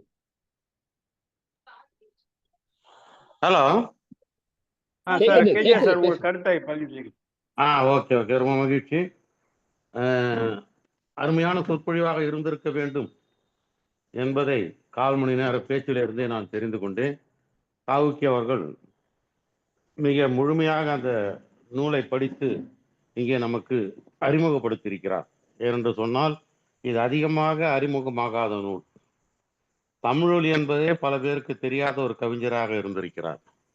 ஆனால் மிக சிறப்பான கவிஞர்களிலே தமிழொலியும் ஒருவர். அவர் எழுதிய மே தினம் என்கின்ற கவிதை என்பது மறக்க முடியாத கவிதை. நான் அடிக்கடி சொல்வதுண்டு. பாரதியினுடைய குயில் பாட்டு, பாவேந்தர் பாரதிதாசன் எழுதிய சஞ்சீவ பருவத்தினுடைய சாரல், கவியரசு கண்ணதாசன் எழுதிய மாதவி என்கின்ற நெடுந்தொடர், நம்முடைய சாதுசி யோகியார் எழுதிய அகலிகை, அதுதான் நம்ம இவர் பொன்னுவேல் மேல் பேச இருக்கிறார், தமிழொலி எழுதிய மேதின பாடல், இவையெல்லாம் மிக அற்புதமான நெடிய கவிதைகள். படிக்க படிக்க சுவையாக இருக்கக்கூடிய கவிதைகள். தமிழொலி ஒரு பொது உடைமை இயக்கத்தை சார்ந்தவர். ஆரம்பத்திலே திராவிட கழகத்திலே இருந்தவர். பாரதிதாசனுடைய சீடராக விளங்கியவர். புதுவை நகரை சேர்ந்தவர். பாண்டிச்சேரி விஜயரங்கம் என்ற பெயரை கொண்டவர். அவர் பொது உடைமை இயக்கத்தை சார்ந்த பிறகு அவர் எழுதிய மேதின கவிதை என்பது மறக்க முடியாத கவிதை. காடு நகராட்சி, காலம் பவுனாட்சி, வீடு விண்ணகமாய் கலையகமாய் மின்னிற்று என்றெல்லாம் எழுதுவார். அதே மாதிரி அவர் ஒரு வரி, மறக்க முடியாத ஒரு வரியை அவர் எழுதியிருப்பார். யுத்த ஒலி கேட்கிறது. அந்த காலத்துல ஊர் மிரட்ட எண்ணுபவர்கள் பித்தம் அணுகுண்டாய் பேயாய் அலைகிறதுன்னு எழுதியிருப்பார். ஊர் மிரட்ட எண்ணுகின்றவருடைய பித்தம் அணுகுண்டாய் பேயாய் அலைகிறது என்று எழுதுவார். இரத்த வெறி கொண்டலையும் லாப அரக்கர்கள் கத்தி மானிடரின் கழுத்து வரை நீள்கிறது என்றும் எழுதியிருப்பார். இரத்த வெறி என்கின்ற வார்த்தை ஒன்று பாவேந்தருடைய வார்த்தை. புரட்சி கவியிலே தான் பாவேந்தர் இந்த வார்த்தையை பயன்படுத்துவார். இரத்த வெறி கொண்டலையும் ராசன் மனம் என் செய்யும் என்று குறிப்பிடுவார். நம்முடைய பட்டுக்கோட்டையும் சரி தமிழொலியும் சரி, 2 பேருமே பாவேந்தருடைய சீடர்கள் என்பதை ஆங்காங்கே அவருடைய வார்த்தைகளை எடுத்து வைத்து பயன்படுத்தியிருப்பார்கள். அந்த வகையில் பாவேந்தருடைய அந்த வார்த்தையை தமிழொலி அவர்கள் இங்கே மிக சிறப்பாக எடுத்து கையாண்டிருக்கிறார். சில தமிழொலியை காவியம் எழுத வேண்டும் என்று ஆற்றுப்படுத்தியவரை அப்பாதுரையார் தான். அவரை அப்பாதுரையாரிடம் அழைத்து சென்ற பொழுது அப்பாதுரையார் சொன்னார், ஏதாவது ஒரு காவியம் எழுதுங்கள், அப்பொழுதுதான் உங்களுடைய கவிதை சிறக்கும் என்று சொன்ன பொழுது அவர் வீராயி என்கின்ற காவியத்தை முதலாக எழுதினார். அதன் பிறகு ஏராளமான காவியங்களை எழுதியிருக்கிறார். 2 தொகுதியாக அந்த காவியங்கள் வெளிவந்திருக்கின்றன. 6 காவியங்கள் அதில் இருக்கின்றன. அதில் விதியோ வீணையோ என்ற ஒரு காவியம் கூட இருக்கிறது. அதனுடைய மிகப்பெரிய அது விரிவுபடுத்தி எழுதிய காவியம்தான் இந்த மாதவி காவியம் என்பது. அது தனியாகவும் வந்திருக்கின்றது. இந்த மாதவி காவியத்திலே இருந்து பல சிறப்பான பகுதிகளை எல்லாம் இங்கே எடுத்து எழுதியிருக்கிறார், பேசியிருக்கிறார் காவுக்கி. சாதாரணமாகவே இந்த காவியங்களிலே இருக்கின்ற சில பெண்களை, அவர்கள் இரண்டாம் நிலையில் இருக்கக்கூடிய பெண்களை பற்றியெல்லாம், பாதிக்கப்பட்ட பெண்களை பற்றியெல்லாம் கவிஞர்கள் எழுதுவது வழக்கம். ராமாயணத்திலே அகலியை எழுதுவார்கள், சிலப்பதிகாரத்திலே எழுதுவார்கள். மாதவியை குறித்து கண்ணதாசன் கூட ஒரு உருகி ஒரு பெரிய கவிதை எழுதியிருப்பார். அதே மாதிரி மாதவி காவியம் என்று தமிழொலி அவர்களும் எழுதியிருப்பார். கண்ணகிக்கும் மாதவிக்கும் ஒரு ஒப்புமை அழகாக இருக்கும். கண்ணகி கடைசி காலத்தில் சிலப்பதிகாரத்திலே வளையலை உடைத்து போடுவாள், மாதவி வீணையை உடைத்து போடுவாள். விதி உடையவில்லை, வீணை உடைந்தது என்று கூட அதை தமிழொலி அழகாக சொல்லியிருப்பார். இப்படி அவளுடைய வீணை உடைத்து போட்ட பிறகு அவருடைய வாழ்க்கை முடிந்து போகிறது என்பதும், அவர் புத்த மதத்திலே போய் சேர்ந்தால் என்பதையும் ரொம்ப அழகாக சொல்லுவார். தேகம் மோகம் என்பது வாடிக்கை, இது ஒரு வேடிக்கை. இந்த தேகம் என்பது சேவைக்கு தானே தவிர வேறெதற்கும் இல்லை என்ற கருத்தோட்டத்தோடு அவள் புத்த மதத்திலே சேர்ந்து விடுவதாகவும் அதிலே ஒரு குறிப்பு வரும். அந்த விதியோவினையை நான் ஓரளவுக்கு படித்திருக்கிறேன் ரொம்ப நாளைக்கு முன்பு. அதிலே ஒரு ஓமை மட்டும் என் மனதை ரொம்ப தொட்ட ஓமை. கீழே மலர்கள் விழுந்து கிடக்கின்றன. கீழே விழுந்த மலர்களை பார்க்கின்ற பொழுது தமிழில் அதற்கு அழகான ஓமை சொல்வார். தாரகை உதிர்வது போல. இது ரொம்ப பழைய ஓமை, இது அடிக்கடி எல்லோருமே சொல்லுவதுதான். ஆனால் அடுத்து சொல்லக்கூடிய ஓமை தான் தமிழொலியினுடைய ஓமை. தையலின் முறுவல் கீழே விழுவது போல எழுதியிருப்பார். ஒரு பெண்ணினுடைய சிரிப்பு கீழே விழுந்தால் அது எவ்வளவு அழகாக இருக்குமோ அவ்வளவு அழகாக அந்த மலர்கள் இருந்தன என்று அந்த காவியத்திலே குறிப்பிட்டிருப்பார். காவுக்கி அவர்கள் கூட இந்த சொற்றொடரை நிச்சயம் சொல்லியிருப்பார் என்று கருதுகிறேன். அது என்ன, புகழ் வாய்ந்த சொற்றொடர், மூடிக்கை திறந்தால் முடமாகுமோ, வேடிக்கை வினையாவதுண்டோ, மூடிக்கை திறந்தால் முடமாகுமோ என்ற ஒரு சொற்றொடர் அந்த காவியத்தை படித்தவர்கள் படிக்காதவர்கள் எல்லோருக்குமே தெரிந்த ஒரு சொற்றொடர் என்றால் அன்றைக்கு அந்த காலத்திலே ரொம்ப புகழ்பெற்ற சொற்றொடர். அது எப்படி தாராபாரதி என்று தெரியாமலேயே வெறுங்கை என்பது மூலதனம், வெறுங்கை என்பது மூடத்தனம், விரல்கள் 10 மூலதனம் என்ற வரிகள் நம்மை சேர்ந்து விட்டனவோ, இது தாராபாரதின்னு தெரியாமலேயே அந்த வரிகள் போய் சேர்ந்திருக்கும். அது மாதிரி இது வேடிக்கை என்பது வினையாகுமோ, மூடிக்கை திறந்தால் முடமாகுமோ என்ற சொற்றொடர் என்பது 60-70 வாக்குகளிலே ஒரு சிறப்பான சொற்றொடர், அந்த காலத்திலே சிறப்பான சொற்றொடராக அமைந்தது. அதையெல்லாம் அவர் எடுத்து சொல்லியிருப்பார் என நிச்சயமாக அவர் சொல்லியிருப்பார். அன்றைக்கு தனிப்பட்ட வகையிலே பேசும்போது கூட அந்த வரியை இடத்திலே அவர் சொல்லியிருக்கின்றார். இப்படி பல விஷயங்களை சொல்லியிருக்கிறார். இதில் அம்பலவாணன் என்கின்ற ஒரு நண்பரை அறிமுகப்படுத்தியதாக சொல்லியிருக்கிறார். அவர்கள் கோவலனுக்கு நிறைய அறிவுரை சொன்னதாகவும் சொல்லியிருக்கிறார். அது புறநானூற்றுடைய பாதிப்பாக இருக்குமோ என்று நமக்கு தெரிகிறது. ஒரு மன்னன் மனைவியை விட்டு வேறொரு தீயிடம் போன பொழுது, அந்த பெண்ணினுடைய பேரோட கண்ணகின்னு தான் நினைக்கிறேன், மனைவி பேர் கூட. அந்த மன்னன் போன பொழுது பரணரும் கபிலரும் எல்லாம் சேர்ந்து கொண்டு அவனுக்கு அறிவுரை சொன்னதாகவும், அதனாலே அந்த வீட்டை விட்டு திரும்பி வந்து கண்ணகியிடம் சேர்ந்ததாகவும் புறநானூற்றிலே ஒரு செய்தி இருக்கிறது. அதே போல அவர் கலை ஆடினாலே அவள் அந்த ஆட்டம் முடிந்த பிறகு அந்த இடமே காலியாகிவிட்டது என்பதை அவர் சொன்னார். குறுந்தொகையிலே ஒரு அழகான ஊமை உண்டு. திருவிழா முடிந்த மறுநாள் என்று சொல்வார். அந்த வீடு காலியாகிவிட்டது, எப்படி காலியாகிவிட்டது என்று சொன்னால், திருவிழா முடிந்த மறுநாள் எப்படி இருக்குமோ அது மாதிரி அது வெறிச்சோடி போய்விட்டது என்று சொல்லியிருப்பார். இப்படி பழமையும் புதுமையுமாக கலந்து தமிழொலி அவர்கள் எழுதியிருக்கின்றார்கள். மிக புகழ்பெற்று விளங்க வேண்டிய ஒரு கவிஞன். ஆனால் சிலப்பதிகாரத்தில் இவர்கள் மாதவியை தான் ரொம்ப அதிகமாக உருகி என்றால், இளங்கோவடிகள் கண்ணகியை ஒரு உயரத்துக்கு கொண்டு போய் விட்டார். எந்த காலகட்டத்திலும் மாதவியை விட கண்ணகியை ஒரு படி உயர்வாகவே வைத்திருக்கிறார் இளங்கோவடிகள். மாதவியை கண்ணகிக்கு இணையாக அவர் காட்டவே இல்லை. அவளை கற்புக்கரசியாக காட்டியிருக்கிறார், ஆனால் கண்ணகிக்கு இணையாக காட்டவில்லை. ஆரம்பத்திலே பார்த்தால் கூட கண்ணகியை பற்றி சொல்லுகின்ற பொழுது அருந்ததி என்று சொல்லுவார், தீதிலா வடமீனின் திறமைவல் திறம் என்று சொல்லுவார். மாதவியை சொல்கின்ற பொழுது ஊர்வசியினுடைய வழிதோன்றல் என்று சொல்வார்.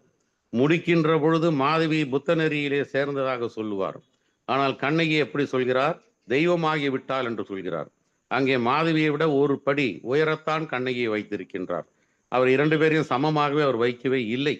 ஆனால் சமமாக ஆக்க வேண்டும் என்ற முயற்சியிலே சில கவிஞர்கள் முயற்சி செய்து கொண்டிருக்கிறார்கள். அந்த வகையில் தமிழொலி அவர்களும் மாதவியை கண்ணகிக்கு சமமாக கொண்டு வர எடுத்த முயற்சியிலே ஒரு முயற்சி தான் இந்த மாதவி காவியம் என்பது அது ஒரு சிறப்பான காவியமாக இருக்கும். அதை இனிமேல் தான் அவரிடத்திலே இருந்து நான் வாங்கி படித்து பார்க்க வேண்டும். தமிழ்வழி ஒரு நல்ல கவிஞர், பேசப்பட வேண்டிய கவிஞர். இப்பொழுதுதான் ஒரு 4-5 ஆண்டுகளுக்கு முன்புதான் அவருடைய புகழ் ஓரளவுக்கு வெளியே வர தொடங்கி இருக்கிறது. 2 நூற்கள் காவியங்கள் வெளியே வந்திருக்கின்றன. ஒவ்வொரு நூலிலும் 3 காவியங்களாக 6 காவியங்கள் வெளியே வந்திருக்கின்றன. அதன் பிறகு மாதவி காவியம் தனியாக வந்திருக்கிறது. அவருடைய 2 தொகுதிகள் வந்திருக்கின்றன.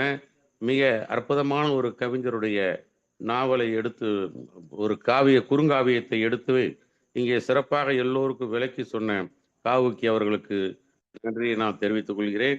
அதிலே அந்த விதியோ வீணையோ என்ற ஒரு காவியத்துல ஒரு சொற்றொடர் ரொம்ப நல்லா இருக்கும்.